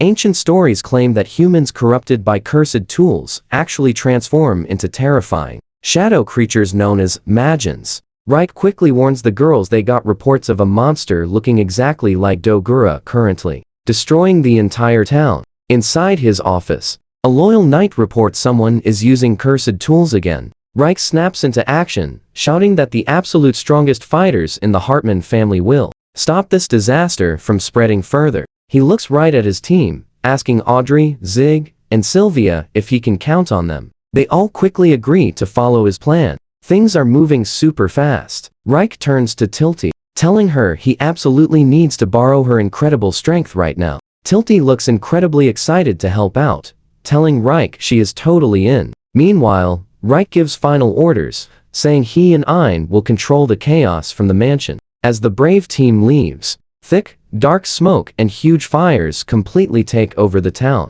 The attack escalates, locals start panicking hard, but the heroic knights try their absolute best to safely evacuate everyone from the area. Right in the middle of the street, 3 terrifying magians appear and start smashing absolutely everything around. These dark creatures roam the streets with just one single goal, laughing constantly while repeating their plan to wreck everything. The lead monster steps right into view, looking totally obsessed with completely wiping out the entire city. The Hartman Knights waste zero time, immediately blasting that dark beast with an awesome aqua lance and rock axe combo. The strike sends the creature flying backward, leaving it totally flat on the rough stone street behind them. While the knights quickly regroup, one mentions how creepy it looks, but his partner simply shrugs it off. He says these guys are total weaklings compared to the Black Dragon from before. They think the fight is already done. But then, the massive monster begins twitching its claws right there. One unlucky knight barely has any time to react before the creature shoots a gigantic energy blast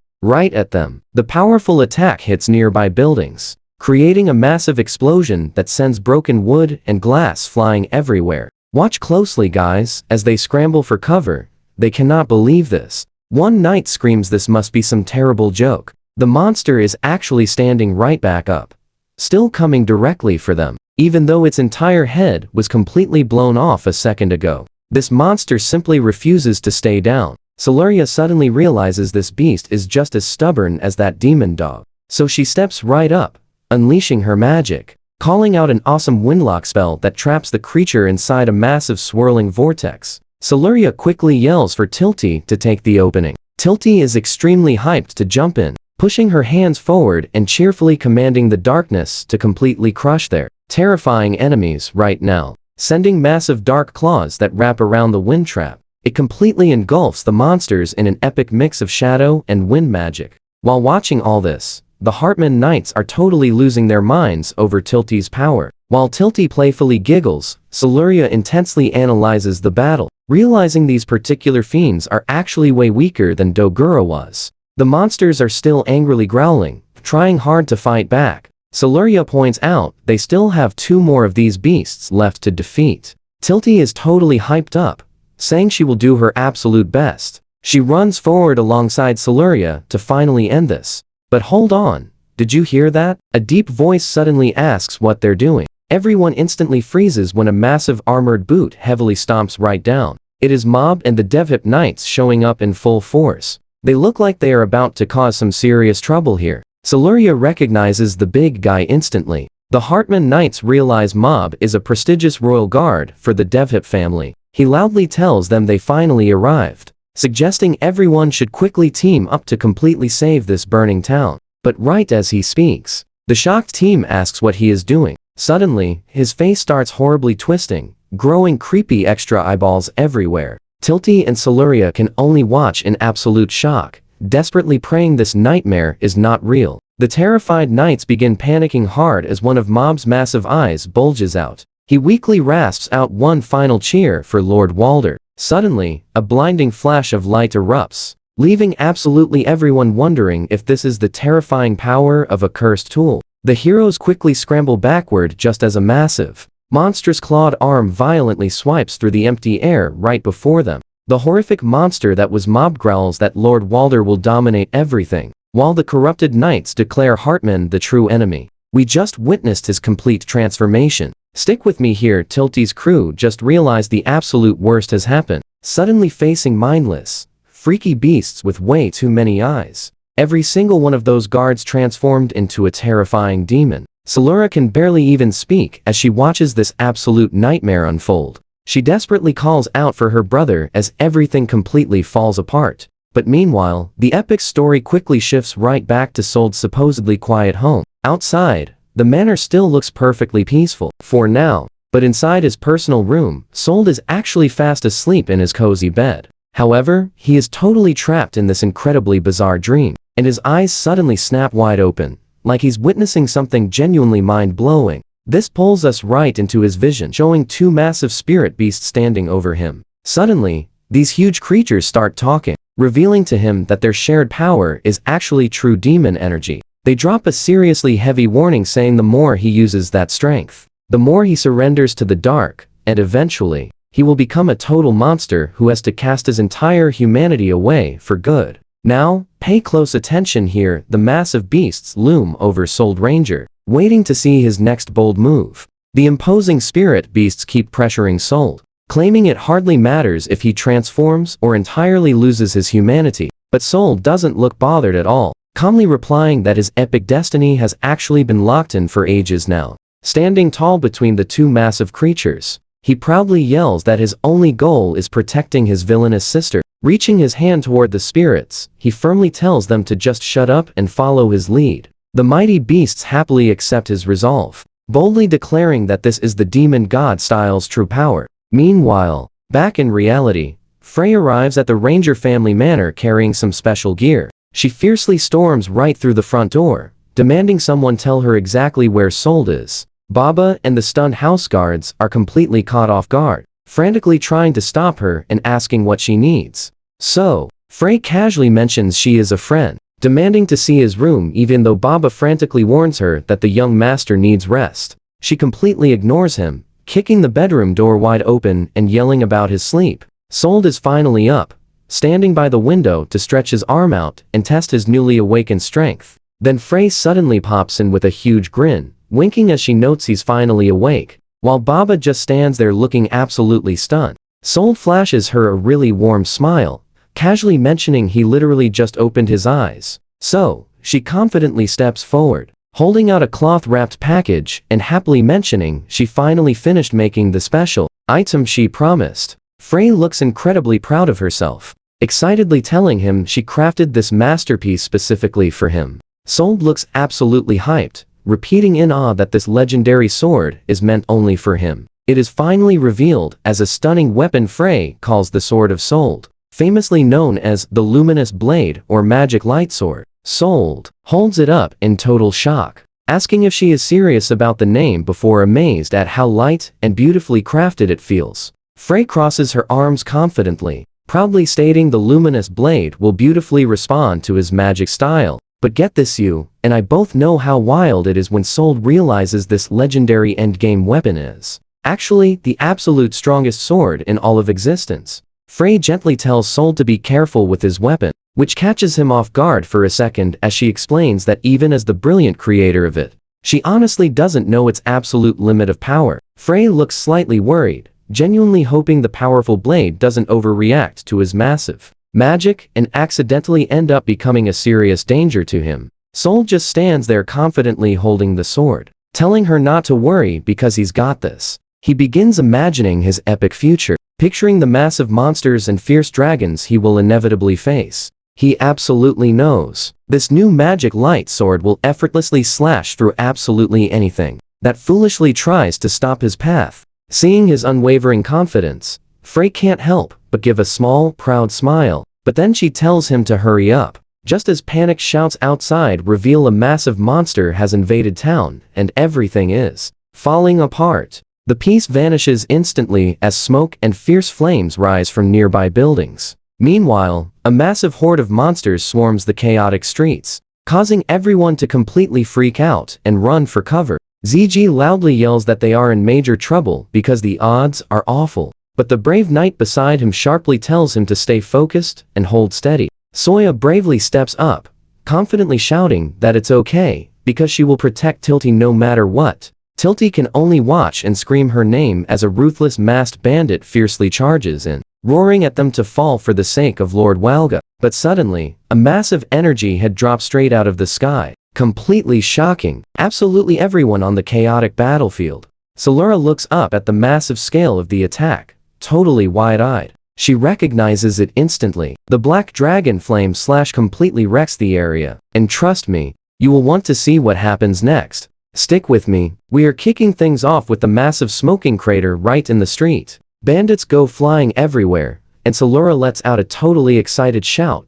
seeing exactly who is standing there. Tilty eagerly calls Soul's name. Salura happily cheers for her big brother, who finally arrives looking totally ready for action. Soul just casually stands there with wild dark markings on his face, flashing a highly confident smirk like he already won. Those panicked bandits totally lose their minds, furiously screaming at the kid for ruining their plans. But Soul does not even flinch. He raises his blade high, demanding the sword spirit to answer. He unleashes a massive ice wolf flash, sending incredible frozen energy fiercely tearing across the entire area. Soul moves like a lightning blur, rushing right through the enemy group and effortlessly defeating everyone in his path. The Hartman Knights happily cheer their heads off while Salura quickly runs forward with a massive, bright smile. As sparkling ice crystals settle, she happily jumps right into Soul's arms for a giant hug, while he confidently stands there holding his sword. Salura sheds joyful tears, feeling incredibly happy. He is okay. Soul flashes a gentle, warm smile,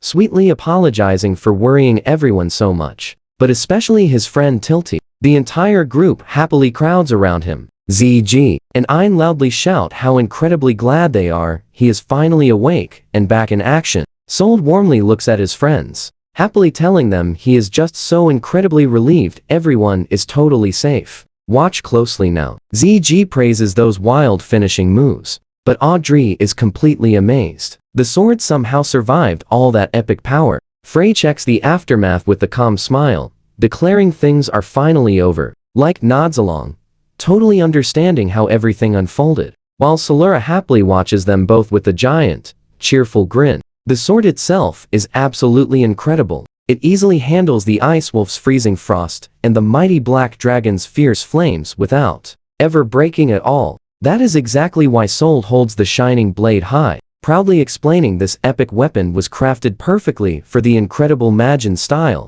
He proudly stands there, telling the amazed knights this is the only sword like it in the entire world. Salura is practically jumping for pure joy, telling Frey she truly did create the absolute best sword, just like she happily promised. Frey notes it is not just the weapon. She tells Soul his own techniques have grown amazingly stronger too. Soul happily agrees the sword is super dependable, but things shift when he gets a worried look, wondering why Majin would even show up here in the first place. Nearby, the town gets wrecked as sudden fires break out, and brave knights run to manage the wild chaos. So, Ein seriously watches thick smoke rising over the buildings, decisively realizing he must return to the young master's side right away. Audrey notices Walger's soldiers turning into Majins. She wonders if their leader caused this, making Soul realize the Debbie Hip family might be pulling the strings. Let that sink in. Salura suddenly screams, catching a wild glimpse of the future, like anxiously calls out to her as she completely breaks down in tears. Her clairvoyance reveals something terrifying. She warns the town is in deep trouble and like faces serious danger, prompting Soul to ask what exactly she is seeing. In her vision, a massive shadow with glowing eyes appears over the buildings. It looks like the whole place will be completely swallowed. Soul bravely raises his sword with a determined look, totally ready to use his power to cut through whatever approaches them. Meanwhile, right over at the main noble mansion in the city, mysterious dark clouds start rolling in over the rooftops. Someone quickly moves through the halls with serious urgency, their heavy boots sharply clicking against the floor while rushing toward the office. The massive double doors are kicked open with a loud bang, and like boldly storms into the room, loudly yelling Walger's name, but the arrogant noble just sits there quietly at his desk, holding wine. Walger looks at Like with absolute disgust, calling him a brat and furiously yelling at him for barging inside uninvited. The guy is totally enraged. Like never backs down, though, bravely shouting, he knows he is acting rude, but he has officially had enough of Walger's games. Pointing right at him, he forcefully demands answers. He has reports proving Walger's very own people are the ones causing all this wild trouble in town. Walger just coldly stares back with an annoyed look, bitterly muttering about how much of a nuisance Like has become. He then asks why Like hasn't left town yet, completely catching like off guard, making him demand what that actually means. Suddenly, Walger totally loses it, wildly screaming that everything is Like's fault for trying to play the hero and acting like some perfectly flawless ruler. He shouts the Debbie Hip family actually runs this town. Like and Ein just look on, bravely calling him out for being absolute scum. Like wonders why he'd confess now, telling Walger that since the truth is out, it's officially game over for this corrupt noble. What do you and I make of this? The room goes quiet before Walger violently laughs, mocking Like for thinking it's actually over. Trust me, you and I are watching things just get started. Seeing the heavy sweat on Like and Ein's faces, everyone is finally starting to realize something huge is about to happen. Walger stands behind his desk, looking totally panicked as he realizes he is completely losing control over whatever power he unleashed. Then, this nasty, multi-eyed mass starts violently bursting right out of his hand. It grows way faster than he can handle. Like and Ein just freeze up in pure shock, staring as they realize the noble is turning into a total monster right in front of them. Meanwhile, Sold and the rest of the crew are sprinting through the town streets, trying to reach the mansion as fast as possible, while Sold asks Yuria if she is absolutely sure about the exact location from her vision. She tells him she is positive, so they keep pushing, but tilty as she can feel a massive shadow at Walger's place, something big enough to completely level the entire town if they do not hurry. She says she will never forgive something this messed up, telling the guys they have to put a stop to this before it is way too late. Suddenly, Sold skids to a complete stop and tells everyone to wait, pointing straight ahead. Now pay attention, because the mansion is starting to rattle, shaking violently like an earthquake, is hitting only that exact spot, and he has a truly terrible feeling. Then the roof just explodes as this massive dark creature with glowing eyes bursts through the stone, looking like it is ready to wreck absolutely everything. Sold and the crew are totally caught off guard, staring blankly at the mansion as he yells out in pure shock. Then, Like, comes sprinting through the gates, screaming for everyone to get back, while Sold realizes both he and Ein are barely making it out of there. But Like does not stop shouting that the monster they are looking at is actually Walger, and the guy used some kind of cursed tool to transform. Sold is just frozen there, trying to wrap his head around how a human could turn into something like that, so insanely fast. The entire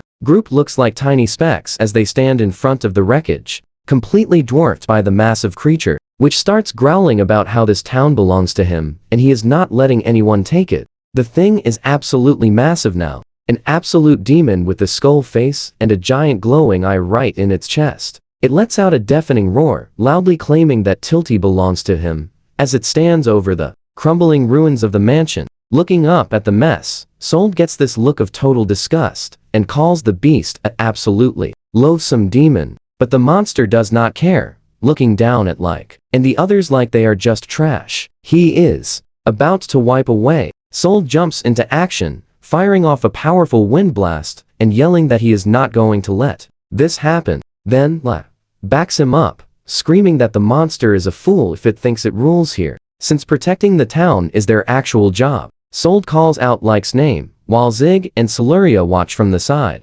terrified and screaming for their big brother, as Ein barks out strict orders for the knights to follow the young master, and they all yell back and get ready to charge. You saw that, right? They look like tiny ants compared to the massive demon looming nearby. This makes the monster look even creepier as it stares them down with those empty, dark eyes. Everyone pulls together for a massive combined attack, throwing glowing magic and sharp steel at the beast with everything they have. But Walger just stands there calling them as annoying as a tiny thorn, while the crew realizes their absolute best shot left 0 scratches. The monster tells them to get lost as a weird light starts building deep in its throat. Suddenly, it lets loose a massive energy beam that completely wrecks absolutely everything in its destructive path. The monster stands tall over the ruins, letting out a gross, loud laugh while the knights scramble through the thick dust, yelling to check if the young master and princess are okay. Like tells them they are safe for now, because everyone combined their magic into a shield. But Sold simply cannot believe how much power they face. Sold pulls Tilty close, telling Walger he is a monster for throwing away his humanity just to chase his own twisted desires. But Walger does not care, saying he is going to wipe out every single piece of trash in this town. he lets off another massive blast that easily cuts through the city like paper and soul. And the others can only watch in total shock as the beam levels everything. The whole area lights up with a giant explosion, leaving the monster standing there as a dark silhouette against the roaring fire. Buildings start coming down and people are running everywhere just trying to survive. The local families are completely losing it, crying and screaming loudly as their home gets completely wrecked. Like and Tilty stand together, looking out at the ruined town, and all the innocent people suffering. It is a total mess, and Like finally loses his cool, screaming Walger's name at the top of his lungs. So where do we go from here? The monster just stands there laughing while people run away screaming for help. Stick with me here, because out of nowhere, something massive catches it off guard. A giant dragon made entirely of flames snaps right onto its neck.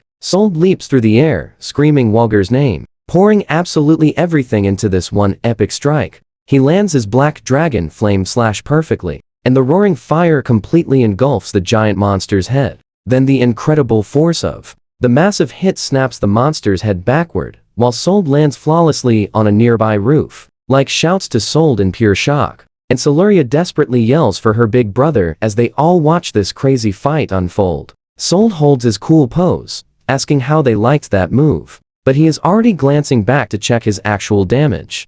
Turns out, this wild monster is not done yet. Thick, dark ooze starts leaking from its massive neck while it just eerily stands there. The beast unleashes a truly terrifying roar that shakes the entire area. It is completely out of control, and Sold watches from the rooftop as its neck magically heals right before his very eyes. He finally sees what is going on, saying he has this crazy monster totally figured out. Meaning he realized this is the Dark Giant, a legendary creature that can completely regenerate no matter what kind of hits it takes. Sold's heart instantly drops. He remembers this exact monster is actually the final boss that the villainous controls at the end of the game. But he cannot believe it is showing up here, of all places. Watch closely here. Did saving Tilty change everything? He realizes this world's fate is shifting way faster than he ever expected, leaving him in a super tough spot. In the game, the hero used holy power to win, but Sold clearly knows he lacks anything remotely like that right now.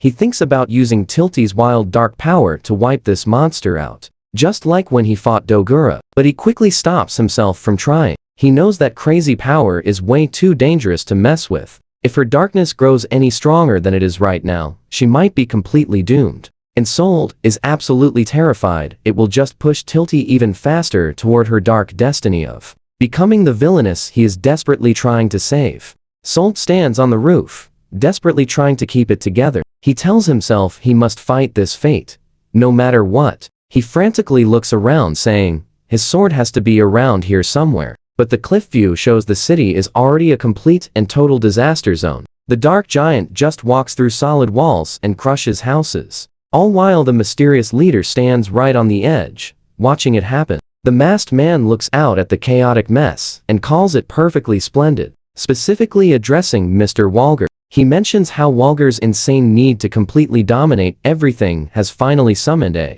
massive demonic force. We all felt that chill, right? With a creepy look, he says the real experiment is just beginning. He gazes down at everyone cowering in the ruined streets and calls out to Tilty, loudly naming her the ultimate priestess of darkness. He wonders out loud how she will even try to resist this power, while Tilty just helplessly stands there right in the middle of the wreckage, completely terrified and crying as she watches the world absolutely fall apart. Nearby, Siluria is totally losing it too. She is sobbing while clinging to Like, who truly looks like he is hitting his breaking point seeing his beloved city wrecked. Even the brave knights are screaming, trying to fight back, but they are completely outmatched by the attack's sheer scale. It gets even worse when the giant monster unleashes a blast that totally levels all the surrounding buildings. Terrified parents frantically grab their kids, running for their lives while innocent people are getting knocked down everywhere. Tilty begs for this awful nightmare to stop,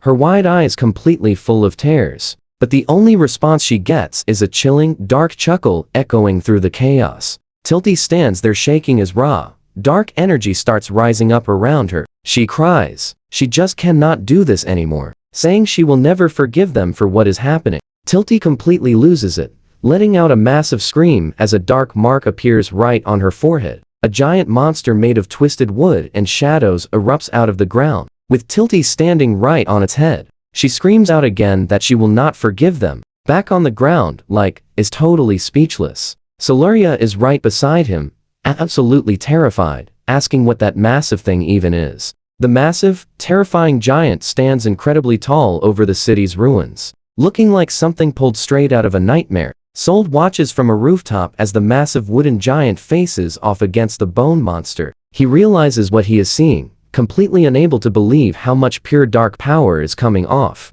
Tilty right now. It is intensely stronger than he expected, but the bone giant is not backing down, firmly standing its ground right in the middle of the wreck. Tilty points forward from her spot on the giant's head, instantly calling on the darkness. Then, with tears still streaming down her face, she desperately screams for her monster to go for it and attack. The dark giant throws a massive punch that fiercely connects right with the bone giant's face. The bone giant lets out a loud, painful cry as the sheer force of that hit literally starts breaking it apart. Tilty stands on top of her summon's head, looking down at the wreckage while the massive giant towers over absolutely everything. You and I just witnessed pure chaos. She is crying and screaming wildly for the enemies on the ground to simply disappear. Stick with me, guys.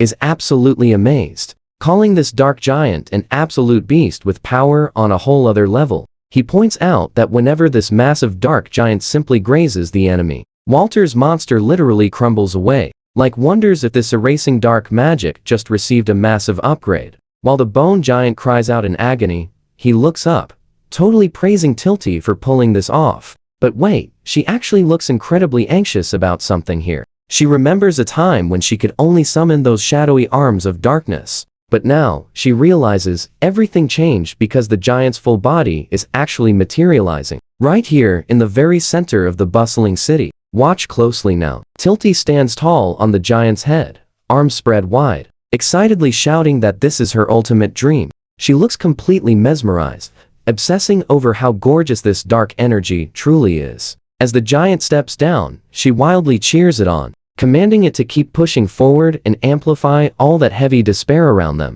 She orders the overwhelming darkness to completely devour everything in its path. Yet, heavy tears stream down her face as she fiercely screams about enemies ruining innocent lives, declaring she will absolutely never forgive them. The massive dark giant slowly raises its swirling hand into the air. You feel the tension too, right? Tilty looks tiny up there, while the bone monster weakly shrieks, completely powerless against what is coming next. The colossal dark giant throws a heavy punch, connecting perfectly with the bone monster's head, completely smashing through and shattering the creature's jaw into tiny pieces from the sheer incredible impact. And Siluria are totally frozen on the ground, absolutely stunned by the insane, godlike power Tilty is displaying. Watches this wild chaos, wondering why this is happening, while Sold stands fiercely resolute in the smoke. Tilty completely breaks down, crying as she demands to know why he is interfering, desperately screaming for her brother. Sold simply calls out her name,